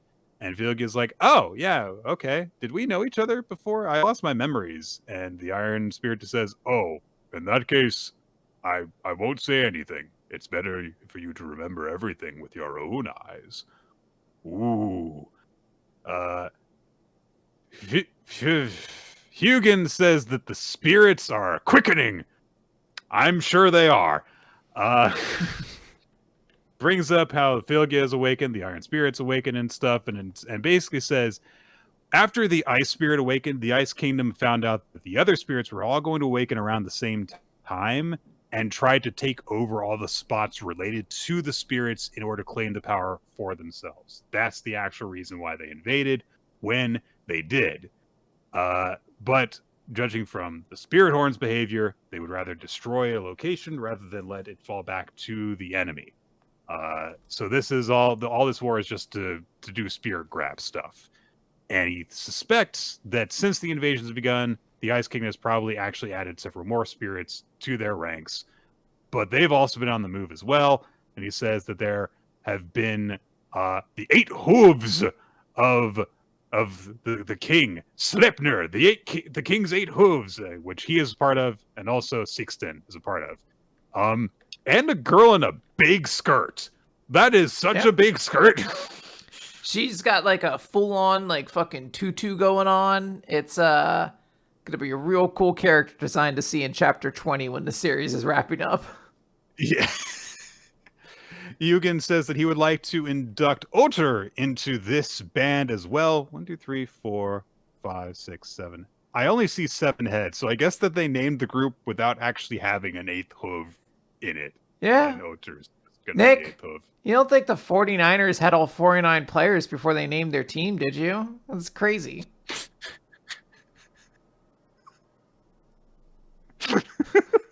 Man, now that reminds me of that famous NBA team, the 76ers, with their 76-man roster. They have 76 of them.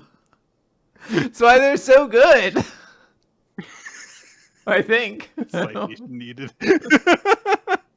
I haven't checked the score in ever, so I'm assuming they're good. Yeah.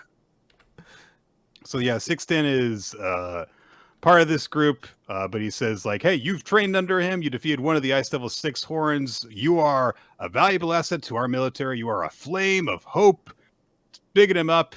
So yeah, that he says we're going to depart in a week's time. So we're going to just kind of dedicate basically the rest of the chapter to, recovery and stuff. Mm-hmm. Oder has another moment thinking about, man, Cyril sure was a noble warrior and stuff. I wonder what life would have been like if there hadn't been a war. I don't know. He did side with the bad guys, Oter. So, like... Yeah, but, like, what if there hadn't been bad guys, Nick? Maybe he would have been a painter. It's possible, I Yeah. suppose. Think about it. Isn't that about what life's all about? Be like, Painting? hey, well, just like if that bad guy didn't do the bad things and instead just did something completely different, what would that be like? I feel like we're on a slippery slope argument here, so I'm gonna jump off of it right away. Alayoki and the guys from the original unit that Oda was a part of in chapter 1 and 2, and that was it. They show up. Alayoki has a message from Oter's sister, which just says, "Hey, the house feels more spacious and comfy since you left." Just like real sibling energy. And Oter is like, "She's trying to not let me worry." And Alayoki's like, "I don't know. She seemed like she actually was really enjoying herself. So maybe a bit of column A, column B." She really seemed to enjoy the extra space. We get some little interactions around the campfire. Time passes while Oter is recovering. Sinra helps out as well. There's Etopirko bandaging Oter's wounds while the dwarves are doing stuff, chilling out together. And finally, it's time to set off and do this whole spirit hunting thing. Sirpa gives Oter a special sword that will hopefully help channel his flame better. And she says, you returned the flame of passion to my heart. Now even my fingertips feel warm and toasty. So she got to follow her whole big dwarven thing of like making what she wants for the people she wants. Hooray. Probably never going to see her again. Anyway, Oter sets off, and very randomly, Hugin sits there with Oter and Etopirko and says, or should I say, third princess of the realm, Harald Etopirko Midgarza Legasp. No impetus for this whatsoever. What I find very funny is like they were there for like a week or whatever. Like, he waited until now to be like, I guess he didn't want it to be like too big of a deal with a bunch of like regular people around because she's, you know, royal family significant, but it is very interesting that it is like, all right, now that the NPCs are gone, hello, Etopirko, your ladyship. Yes, this series definitely isn't getting canceled, Quinn. I don't know what you're talking about. Yeah. Fine. Don't worry, guys. All these characters that were introduced and we're sometimes saying goodbye to in this chapter will show back up at the everyone party when chapter 22-ish comes around. Yeah, it won't be canceled after 20 chapters. It'll be canceled after a different number. Ping-Pong Peril, Chapter 6, This Lone Ball. Tyra is having his bathhouse match against Banba. We are reminded of the shocked pools and are just given a straight up, you've lost one life each if you lose another, then you're knocked out video game logic. Tyra tries to use the same spinning across the surface tactic to just get the last hit in on Banba, but this time she just dodges it because she's like, it's fine. I know it's coming now. And she's like, look, you know, the electric bath isn't just something I just use to knock my opponents out. It's to make sure that they can't actually go after these hard to get side to side shots. I don't mind winning by scoring 11 points. And so she just knocks the ball towards the bath again. But this time, Tyra dives for it and returns it successfully. And she's like, oh, but he's going to fall in the bath. It's over. But no, he manages to cling to the very edge of the wall above the bath and prevent himself from getting shocked. And he managed to hop to safety. Again,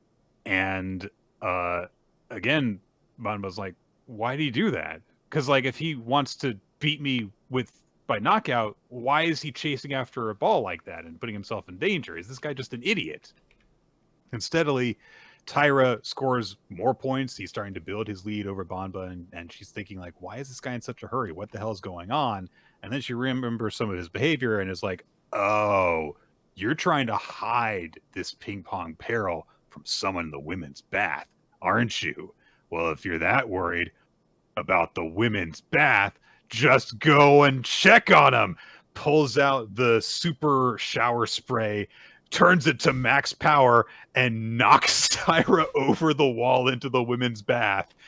And this is such a great so 2-page spread of him landing, throwing on a towel, and like hustling to get back over the wall. I love the reaction before it even fully goes, because the towel is falling off while he's in midair. Mutsuki looks up and sees it. There's a gleaming light to censor Tyra's crotch, and she just goes, Ugh. And she gets right into action then too, because she's like, I'm gonna cover the sister's eyes. Like, I don't want to see this. You certainly shouldn't have to see this. And he jumps over the wall into the bath and even tries to return the ball while this is happening. He just dramatically appears and smacks it back, and Bam's like, what the hell is with this guy? He's smiling while this is happening. And when he realizes, like, oh, it bounced off the wall before I got here, oh well. Like, he's not even that upset about it. So Bamba just comes out and says, are you just an idiot? I thought you wanted to, like, win the match really quickly. And Tyra says, I mean, yeah, I do. But even if shocking you is the fastest way to end the match, it doesn't mean it's okay if I get lazy during this. This is a match with 1 million on the line. We're desperately risking our lives for this lone ball and nothing else. Pretty cool line. The match builds and builds. Momo's getting more and more suspicious about all of the noises coming over. He's like, that doesn't sound like a bamboo fountain. But Tyra is able to return one more shot towards the electrified bath. Bamba's unable to return it. As he gets game point, he tries to catch himself on the lip of the wall again, but because he landed there before, he's slicked it up from the moisture, and so he can't get a grip. He falls in the bath and wins the match in very dignified manner, floating face down. Hooray! He wakes up later on, being looked after by Momo, who's got his head in her lap. It's not commented on at all, but Mutsuki is also there. She's just in a massage chair. Yeah, she's just sitting there. She's just like having a great time. Says nothing for the rest of the scene. Nobody talks to her. Nobody comments on her. She's just in a massage chair. Momo brings up how there was a lot of noise and it didn't sound like a bamboo fountain. And at that moment, Bamba comes in and is like, oh yeah, it's a special bamboo fountain that I made. The Hyper Gaming Bamboo Fountain, which I used to make a lot of rapid noises. And it glows in different colors. So here's the thing. I know I've seen products exactly like this advertised to me when I used to use TikTok. There would just be shit that would be like, this has colors and moves fast. Do you want to spend $20 on it? It's also like bigger than her, I should say. Yeah, this is like an extraordinarily inconvenient object to own. But in other words, Bamba has covered for Tyra so that Momo doesn't discover the secret. And she thinks herself, until now, I've only ever made things that I thought would be interesting. But it was pretty cool what he said about this match. And she says, come back and play with me again sometime, Tyra. And Tyra's like, I think I'm good. I don't want to get shocked again. But Tyra made another friend from one of his opponents that he defeated. So this was a nice arc. This match. It was really entertaining. There was a lot of laughs and stuff, but also furthering the characters. Really good stuff. This was great. This entire sequence was great. This match was great. The conclusion. This has been a really, really good arc for this series. Like, it's wild we're on chapter 6 and I feel like so much stuff has already happened. Yeah. Like all these great moments. So really happy with it.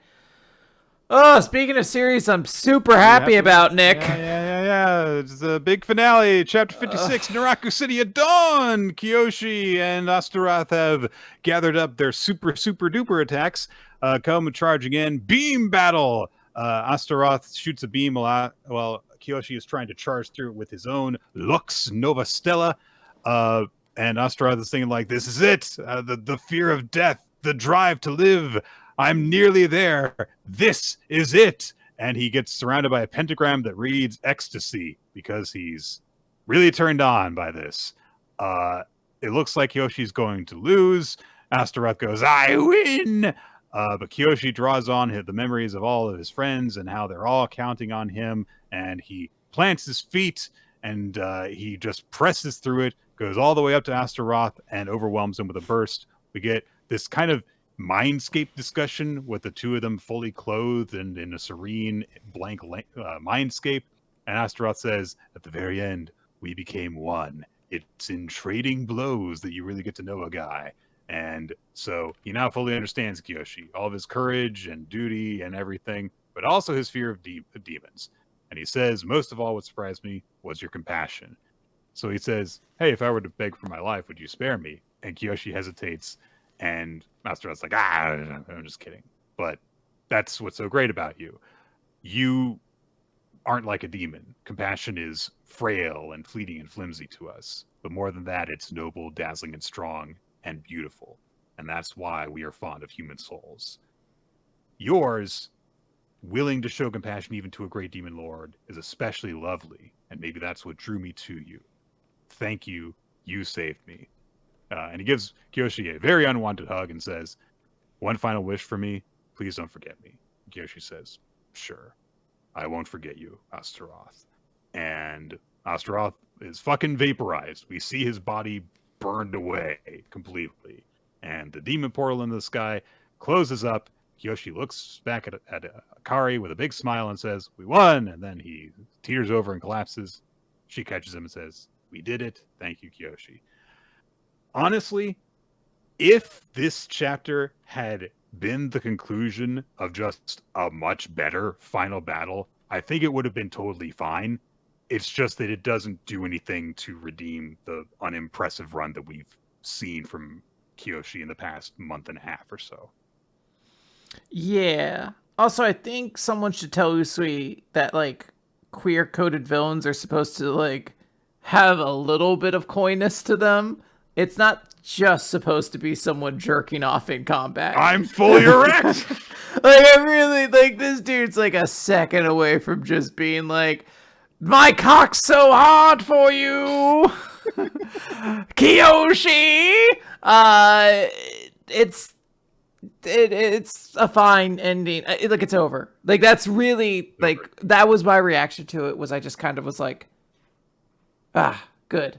Like, finally, it's done. So we'll see what happens. But yeah, Roth probably could have been a more interesting character had he had an opponent that bounced off of him in any way, shape, or form. But absolutely. All right, we got 2 chapters of Marriagetoxin to go through. We start off the first one, is chapter 136, with the big victory party for Balzac. If you don't know what it is, there's a banner that says Balzac Big Victory Party. So everyone involved with the corporation is gathered around. They're eating food and stuff, having a good time. Garo thinks about Kunisaki and how he couldn't make it, which is very sweet. He's just thinking about, his partner and friend and how he would really like this. Shiori's looking cute in a fancy white dress. Gets Iwaki, the printer, over, and he says, thank you for taking down the drone user. And Garo says, like, hey, guys, I'm not a hero or anything. I just happened to be working for Urishino during all of this. I'm a specialist the same as the drone user who tortured you guys was. But Iwaki says, hey, if there's a guy like you among them, then we don't have to be so jumpy just for doing our jobs. He says that Garo is not a scoundrel, and he thanks him. And Garo seems very, very touched by this as he leaves. Garo admits to Shiori that he's only ever been a poison user for his entire life, but because of the experience he got spending time with her, he got a taste of having just like a salaryman job. And he says, hey, could you let me work for you again in the future? And Shiori's like, yeah, of course. And she says, like, maybe you could like be a store clerk or something like that. And Garo's like, I don't really know how to do that, but okay. She loads a whole bunch of gifts on him when he leaves, and Garo goes back home. And Shiori thinks to herself, like, man, he really is a good guy when she's alone in her room. And immediately when this was happening, there's a dummy in the background that's got the Balzac, pumpkin head, and I'm like, that's Sensei. That's the doll user. That's the doll user. Like, immediately, it's like, that's the doll user. What? It's like, if that's not the doll user, I'll be like, that's bullshit. It was definitely meant to, the series occasionally puts those little touches in to be like, are you paying attention? Because, like, yeah, if I see a giant full-sized person in a room where it looks like no one else is, I'm going to assume it's the doll user. Yeah. She thinks about how great Garo is. I do like that she thinks about how he got way too into writing the emails before. He's like, you'd be kind of weird sometimes. Like, it's fine to, acknowledge your partner's flaws, well, as long as you still accept them. And she also thinks about the talk that she and Himin had, and thinks it would be nice if we just keep working together. I bet every day would be so much fun. In fact, it would be so nice if we could always be together. And she has an expression on her face in a 2-page spread that definitely doesn't look like she's not having romantic thoughts, even though she's not said them out loud. Wouldn't you know it, Sensei's in the big thing, and intrudes on her just as she's having this moment, freaks her out, reaches out to grab her, but fortunately, Garo is there, and he pins down Sensei's foot with Sensei's hand with his foot, rather, and we get a very brief flashback to when he was contacted by Akari, who found out some more information after seeing that photo of Sensei on the drone user's computer. And she says, I finished analyzing all the encrypted files, and I don't get what the hell is happening. And she sent over a bunch of stuff, and basically we see that, Garo and all of his girls have been getting stalked. We see every last one of them and in different images as they're going about their days. And so Sensei tries to play coy for a bit, and Garo just punches him in the fucking face and says, what the hell are you trying to pull off? As we see Sensei's face start to crack. And that brings us into chapter 137 right away. From there, as the confrontation continues, we get a flashback from Garo's perspective of his earlier memories of Sensei. It was as if that man had been there from the very beginning, and he was just this weird guy. We just knew him as Sensei. He was there for all of our training for poison user stuff, and he always had that smile on his face. And because he always moved so precisely, everyone called him the doll-like man, as if he were a marionette, basically. We see, like some of the stuff that we've seen before of Garo's like training in terms of like, this is what real people are like, but see them from the other side of the glass so that you know how to assassinate them and stuff, including the homemade pudding and everything. And everyone thought the Sensei was really, really creepy because, look at him. But Garo says, to me, he just looked, lonely. Nobody would approach him. He was just standing there all by himself. And so after seeing the homemade candy that, people who cared about each other were doing, he offers Sensei some when they're by themselves. And he's like, would you like to eat it together? And Sensei Big mistake. Looked at him. Sensei looks at him like he's just offered him like a piece of cow shit. Like, he does not appreciate this at all. And immediately Garo realizes he's made a mistake. And he's like, oh, I'm not trying to poison you or anything. And Garo just has to deal with that as he realizes because he was kind of nice in the moment in terms of words. He just said like, thank you, but no. But Garo realizes he was disappointed in my naivete. He thought that someone who would do something like that was unfit to be a specialist. And from then on, Sensei was especially harsh on him to the point that he nearly died a couple of times during training, being punished because he was trying to get Garo to give up. And Garo just dealt with it and put a lid on his emotions. And we kind of just get some glimpses of a Garo that we didn't really get to see before, because he was evolved beyond this point by the time that we met him, even when he met Kinosaki. Now, he survived. Go ahead. Are we going to talk about the big thing? Go ahead. You do that. Okay. So if we go earlier to Sensei in the human zoo, yes, 2 of the people are Kinosaki and her brother. his brother. Sorry, I was just kind of moving really quickly. Well, and the reason I bring that up is because in that scene of Garou saying, I placed the lid on my heart, we can see Kinosaki reaching out to him after he's presumably helped them out in some way. It's the image on the left there. Is that Kinosaki? I believe so. Maybe it's not. It looks like the hair might be slightly different. I'm wondering who that is then. But the earrings don't match and the hair doesn't match, I don't think. Yeah, it looked like it was blonde closer. I wanted to bring up the Kinosaki and the human zoo thing, and I thought that is absolutely Kinosaki and brother, yeah. So we see some flashes of Gero when he was, like Naruto age, basically. And like, he's distant from Akari, he's distant from the bug user and stuff, and he's just, going full like kid, brutal assassin. But he says, like, I was designated as the heir after I survived the selection, and then Sensei's harsh treatment of me faded, and the lid I had placed on my heart was slowly lifted away, thanks to the bug user, Toshiki Hanamaki, and Akari, my sister. And that's the version of Gero that we met at the beginning of the series, was that he had gotten a bit better by that point. But now we have the full context of, this is why Gero's bad at dating. Yes. Like, is this guy right here. Sensei's skin fully cracks and starts to break off. And Gero's like, he's got to be here in order to make me stop, like, having this naivete, these emotions and stuff. But he demands of Sensei, what have you done to not just Urishino, but Himekawa and Akakura? Because, of course, now that they've hacked all the drone users' files and stuff, now they must know that what's happened to them. And Sensei, quote unquote, goes, Sensei, I regret that it has come to this, but it looks like I've run out of options, Hikaru-sama. A pleasure to meet you. And the facade fully breaks away and reveals the doll user's true face as they introduce themselves as Nasu.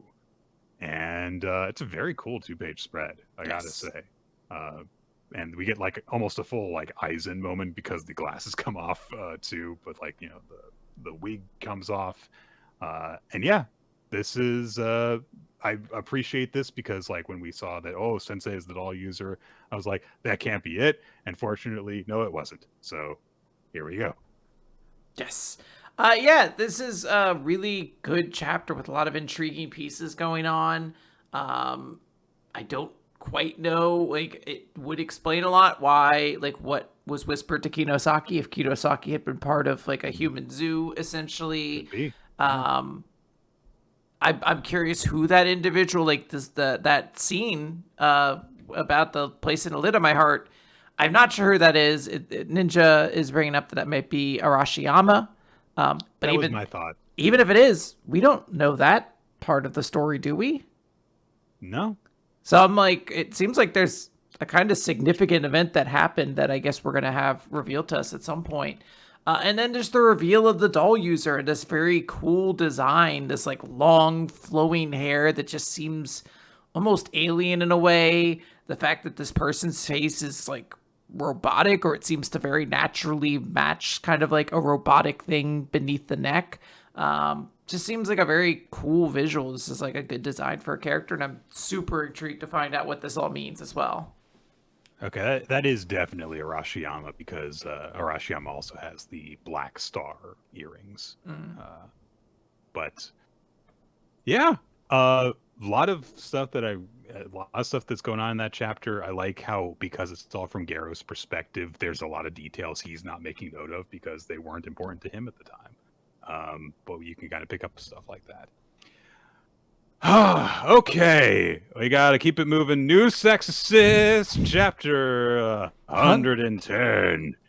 In the ice, fighting and stuff is happening. Evacuation, get to past the barrier and stuff. That one maid with the demon thing is trying to stop Ishu. Ishu is fighting in order to help out, but then Shiroha and Suo show up as well, and they punch it. I don't know. There's an energy burst and stuff. Ishu continues to help out. Another one of the maid girls, the one with the glasses, is like, Ishu is plotting something. Yeah?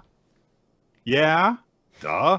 Anyway, back to the fight between Gakuro and Suzuku, who is like, wow, you managed to actually cut me because, he stole her sword and stuff like that. So Suzuku's like, if I can just get one attack in, I can beat her. How do you know that? How can you assess her ability to take damage if you never actually hit her before? Anyway, so he's got to deflect a strike from her. She declares your hollow weapon is at its limit because immediately the sword that he's stolen from her starts to crack. Then it just fully shatters as he starts to, fall, and she says, I'm going to go kill all your women. And then that glasses girl shows up by Suzuku's side and snitches on Ishu. We're told that her name is Mikumo. Okay. Meanwhile, Ishu is still leading the group of escapees and stuff. They come to the old guy. He's beaten all the level 4s off screen the way that all good fights happen in shonen manga. So they're going to go and get to the teleportation grid. There's a little girl that Ishu has just befriended, and of course she's the one that's put in danger when Suzuku shows up to attack. Ishu intervenes and puts her threads in the way, but she gets iced up. Yeah, she's surrounded by ice. Suzuku is going to use all her ice to freeze everyone, and she goes, hollow weapon release. And then nothing happens. And then her giant ice statue's face falls through the ceiling on top of her, and she has a brief moment to go, why is that here? Before it almost falls on her, but she's like casts like ice things up to stop it, I think. It's hard to tell what's actually happening because a lot of the panels are very small in order to depict a very large battle scene, honestly. But she's like, I can feel the ice statue coming through it is Gakuro, who we are told reinforced the shattered swords with shadows and fused them into a single blade. And no wonder I couldn't release my hollow weapon. My hollow weapon controls cold air and he absorbed it. That is how he moved the ice statue and converted it to water. Is that what you were after?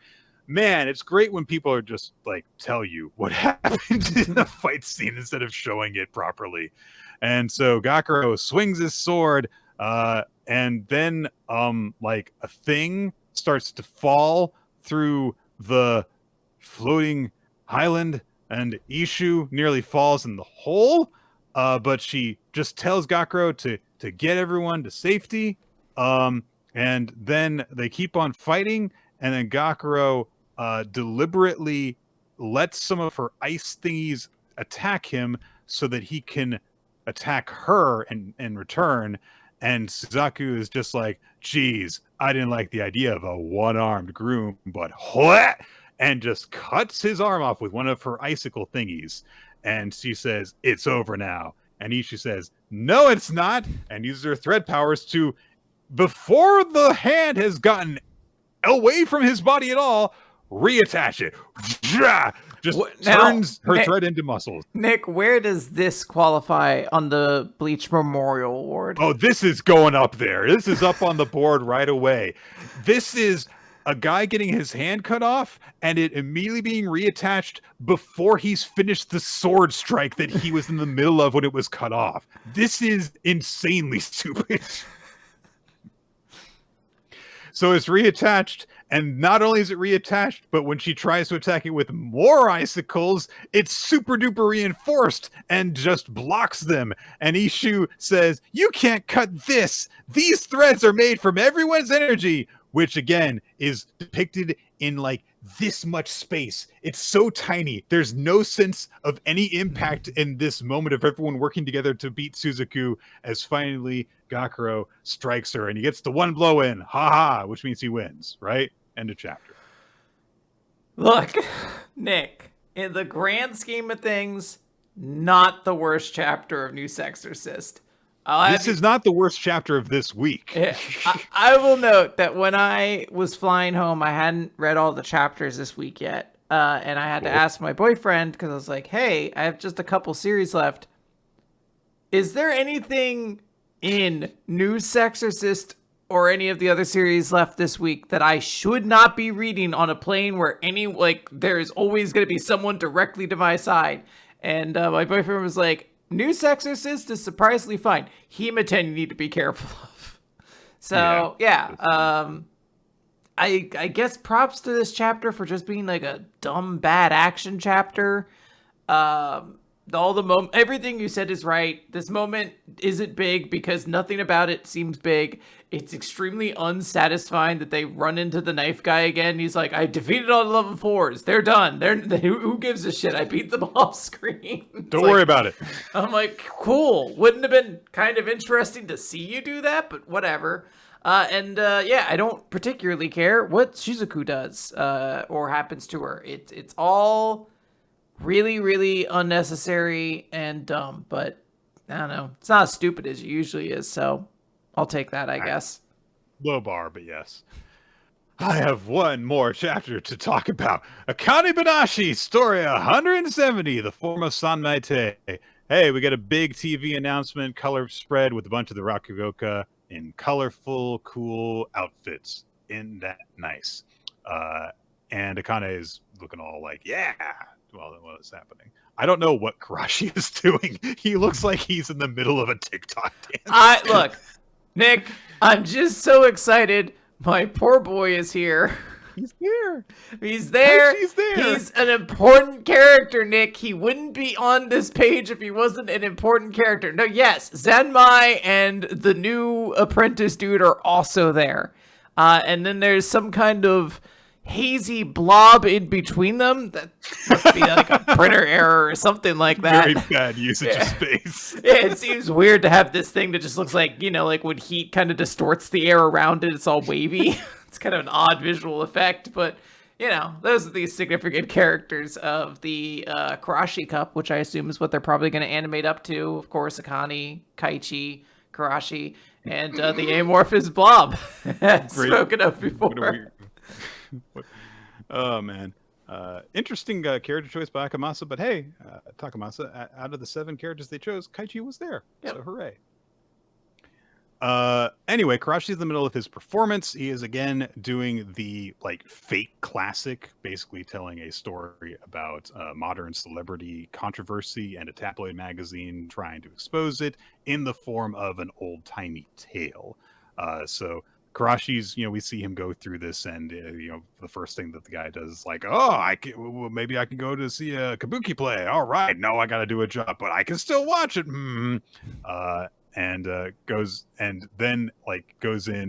and he tells a joke, which is like, man, we got a little theater kid in the making, because he's just kind of doing all this stuff in the middle of the studio apparently, instead of actually going outside in order to make up this decision. So the protagonist is a little weirdo, essentially. We get kind of more of an explanation of the false classic idea, but then the judge who figured out what Karashi was doing and explained it ponders, why would you do this with Rakugo? Because there's all these different forms of artistic expression in the world today. Why would you do this with Rakugo? What is Rakugo to you, Karashi? And we get a flashback to when Karashi first started apprenticing with Sanmei-te, whose head is, I swear, more block-shaped than the first time that we saw him. This man came out of an ice cube tray. I like the idea of turning an ice cube tray upside down, and then just a couple of his heads just slide out of it. You're like, this water tastes quite traditional. And so apparently Karashi asked a similar question, what is Rakugo? And Enso Sanmei-te said, the answer should be obvious. Rakugo is me. And he refers to Karashi as a little ant and explains, if you want to go follow the supreme path, become me. That's it. He's referred to as the guardian of truth. He's been alive through 3 eras of history and has been an Okanban in all 3 of them. He is more than 90 years old, and he is still going strong and still being an arrogant shit like this. But then we see a little bit of him performing, and that image of him looks incredibly gentle. It looks almost as if he's been watercolored, even though this is in black and white. And we are given the explanation that he convinces his listeners this is how the classics should be. He is a symbol of tradition, which of course makes him, as we knew from the start when Karashi started apprenticing under him, a very weird contrast to him. Then we see some more comedic stuff of his interaction with Karashi, giving him the ultimate gopher treatment, having him do all this stuff, clean my foot gear. I don't like this guy. Go meet him for me. And then my favorite, it ends with him going, hey, can you help me with my tax return?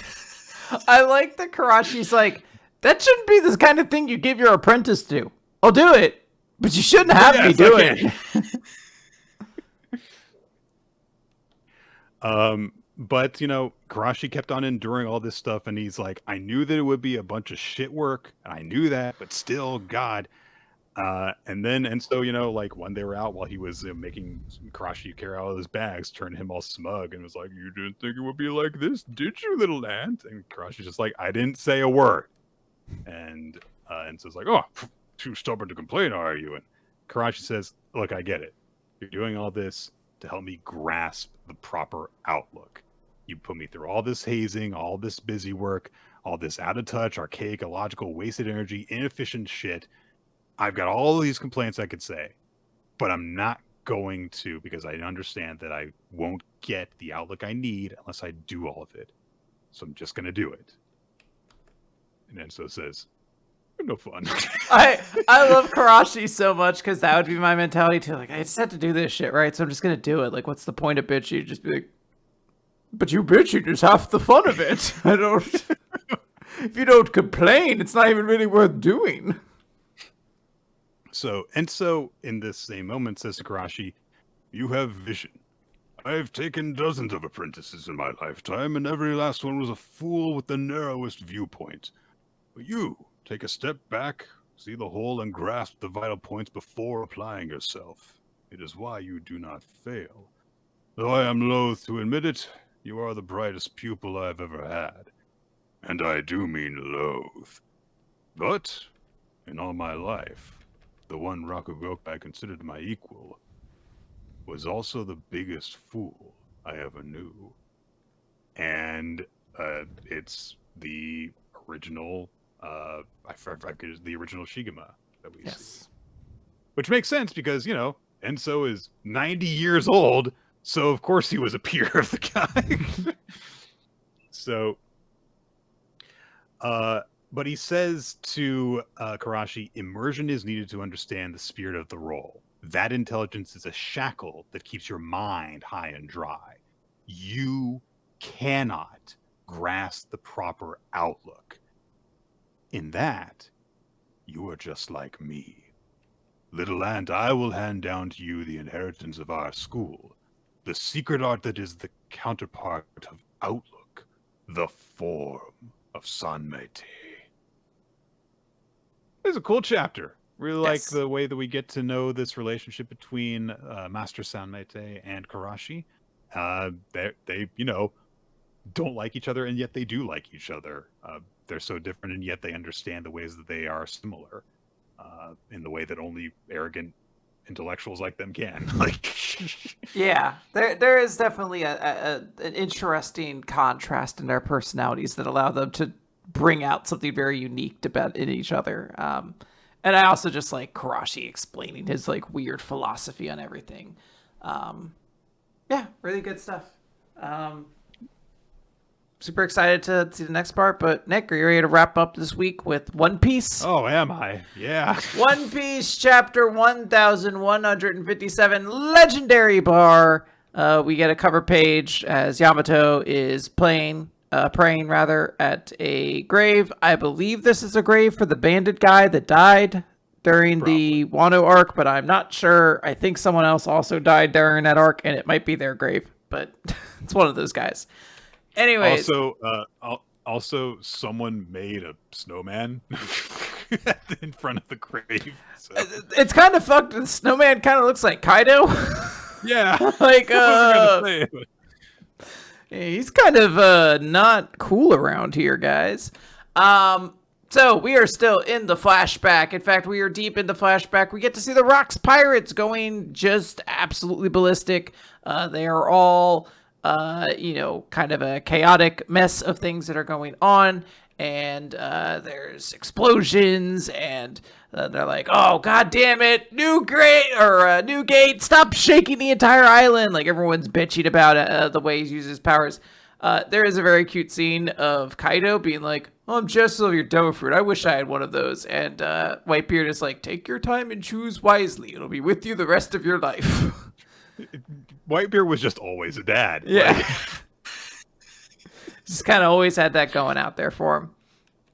The Navy shows up, and when they see the Navy, Rocks gets very excited and says, "Sink them all and take their loot." We get a big narration explaining that even though this is the time that the Pirate King, Gold Roger, sailed the ocean, the crimes committed by the Rocks pirates were so much so that this was the era known as Rocks. They are very, very effective.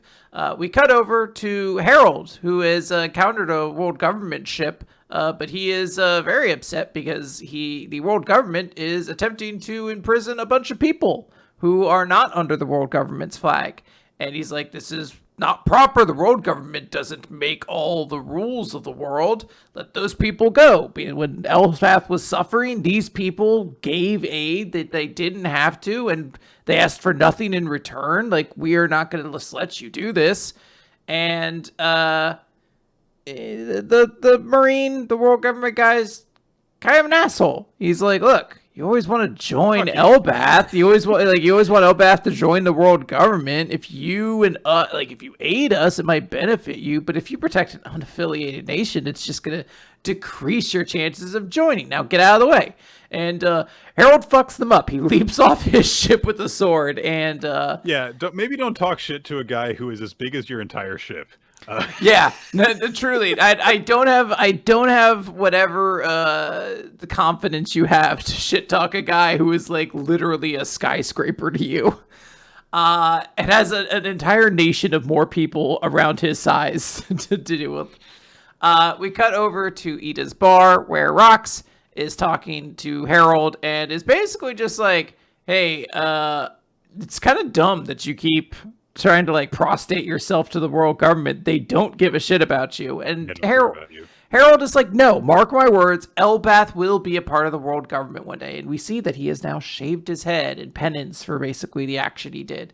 And it just makes him look scarier. It was a bad move. Yeah. And Rocks rightfully is like, "They don't give a shit that you fucking shaved your head. Like, none of them count. None of them care at all about this, basically." I do appreciate Rocks just doesn't bullshit anyone the entire time we've seen him. He's just like, "Look, I know that some of you don't actually want to follow me, but I promise you things will be entertaining if you do stick with me, but you're allowed to leave whenever you want to." And that's just kind of it. He hasn't done anything to pressure Harold to join him. He hasn't done anything that we've seen to actually force anyone to join with him. And in the meantime, he's just kind of like, "The government's bullshit, dude." He's right in all the ways he's saying it. There is also a very, very adorable scene of I don't know if that's Gerd or someone else, but it's Haruden kind of like sitting off to one side, Loki over there, and someone in between them offering a drink. I believe it's Gerd. So it is a cute little moment of like one of them trying to reach out to Loki. Cut over to the old school Team 7 of the Marines, basically, as Garp, Sengoku, and Otsuru are basically discussing everything going on in all of this, saying like, "Hey, we should really let the Giants join if they want to join. Like, they'd be really helpful, and we already are in kind of a bad situation. Like, I want them on our side. Plus, like, if they join Harold's group, they might be too strong for us, or if they join Rox's crew, they might be too strong for us to deal with at that point."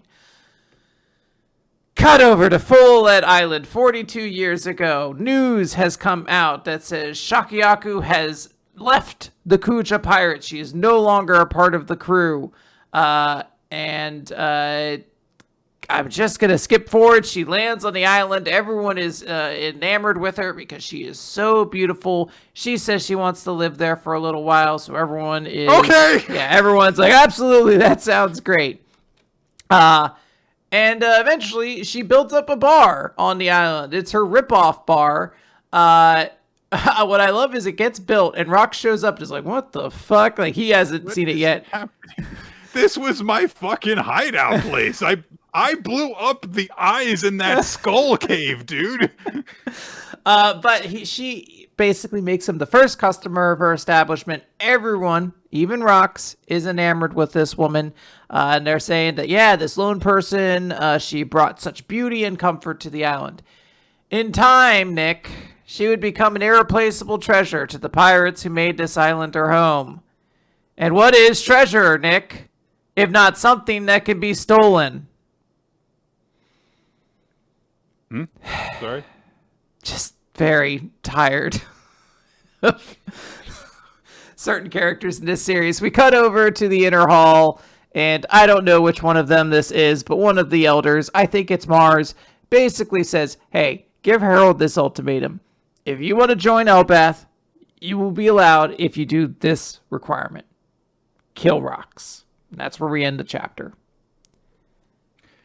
Yeah, it feels like this flashback is starting to buckle under its own weight, Quinn. So people have pointed out that the battle in God Valley between Rox and Rogers had a lot of wording in it about treasure, and they were fighting over a treasure. And the suggestion might be now that the battle, the incident of God Valley, might just be over getting Shocky, which I cannot tell you how fucking boring I think that is going to be.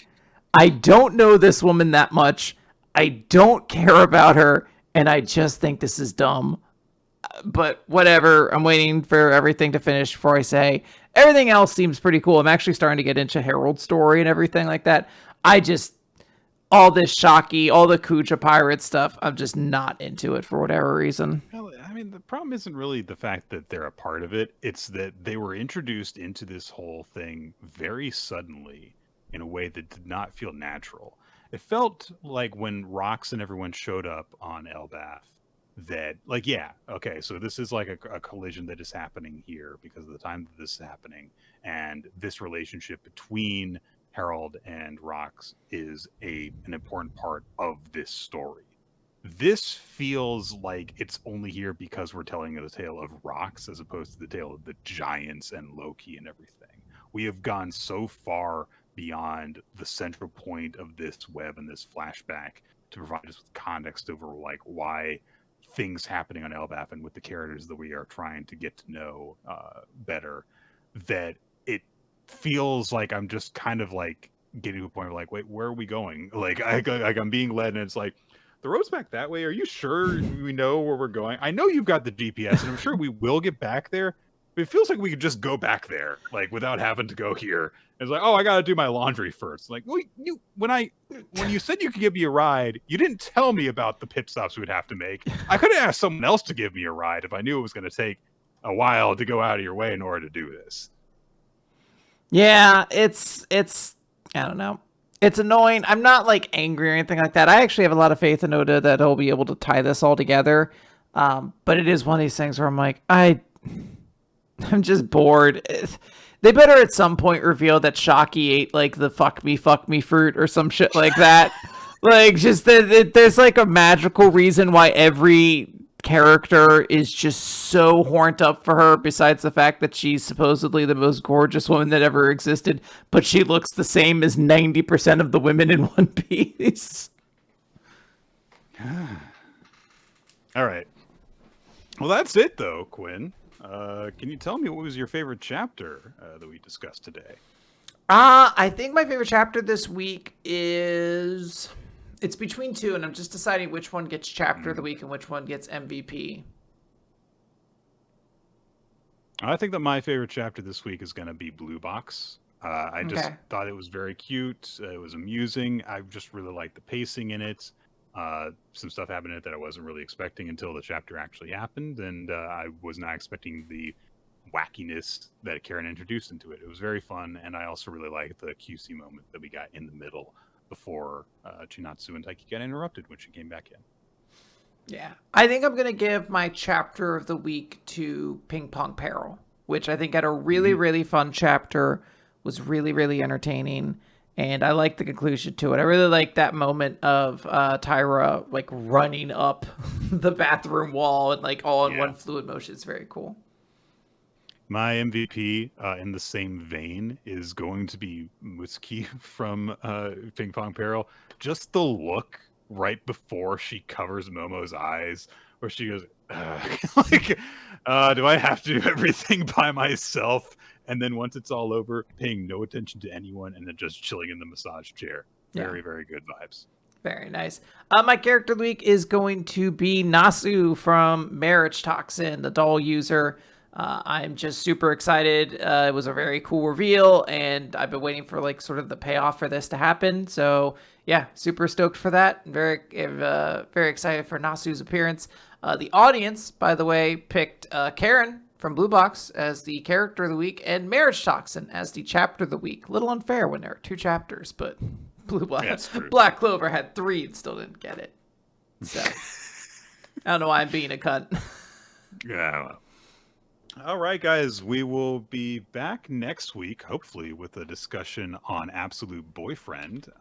And we are on twitch.tv/Rolot for the live broadcast if you want to know exactly when we go live. Usually it's between 7:30 and 8 Eastern time, but we do send out a little buzz when we are going live on social media, BlueSky, Rolot, Nick F Time, Weekly Manga Recap, and on the Discord server, which will be linked wherever this podcast is posted. We are on Podbean. Oh, he left.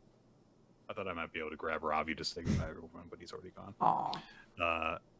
And we are on Podbean, weeklymanga.recap.podbean.com. We are on iTunes, Spotify, all those kinds of podcast feed places, whichever you prefer. It should be available on there. And we're also on YouTube with the video version, youtube.com/weeklymanga-recap, which includes an opening sequence done by Mila Jack Stillis and Winslow Cheddar. And occasionally, we also have title cards on the videos, which are done by Steve Man. You can check out his work by just searching for Steve Man Art. It's all across the internet. We are on Patreon, patreon.com/weeklymanga-recap. If you want to help support the show, you can get some bonus episodes by chipping in $5 a month. Well, I think that's about everything, isn't it? I think so. We're about to head out of here, but before we leave, Nick, I understand I'm probably not going to get very far in this, but I need to get another opinion. So apparently, I'm getting judged very harshly in my relationship because I run cold or I run hot rather, and I get cold very easily. So after walking around all day in, I want to say it was like high 90s weather with a kind of high humidity at the state fair, a lot of sweating, very drenched by the end of it, get home, wrap myself up in a blanket, of course, because it's a little chilly now. It's a little chilly now that I'm in the house. And my boyfriend just keeps looking like, how, like, are you, like, you're not normal. Like, what is this? Why are you doing this? I had 2 blankets on me at one point. Because I was like, well, I need one for my feet, and then I need an upper body blanket that's separate so I can kind of move my upper body without my legs being disturbed. Am I wrong in this? Am I crazy? I will say this in a very diplomatic way. That's not how I am at all. But I have been married to a woman who is that way for several years now. So I totally am not shocked to hear you say that. Like, some people just, like, literally Nicole and I, because we share a bed, but I have a single, like, basic bed sheet that is usually enough for me, and she goes double blankets. So she fully burritos up next to me while I'm just kind of like in a single sheet, and I'm totally fine and she's totally fine. So Yeah, no judgment from me. Okay, good. I need to know that I'm not crazy. I'm gonna. Unless you and her are both crazy, which is entirely possible. So there you go. I mean, statistically. I don't like that someone in our chat just said, my elderly father keeps bundled up with long flannels. You might just be old, Quinn. That doesn't seem... How do I ban people from my life? Bye, everybody.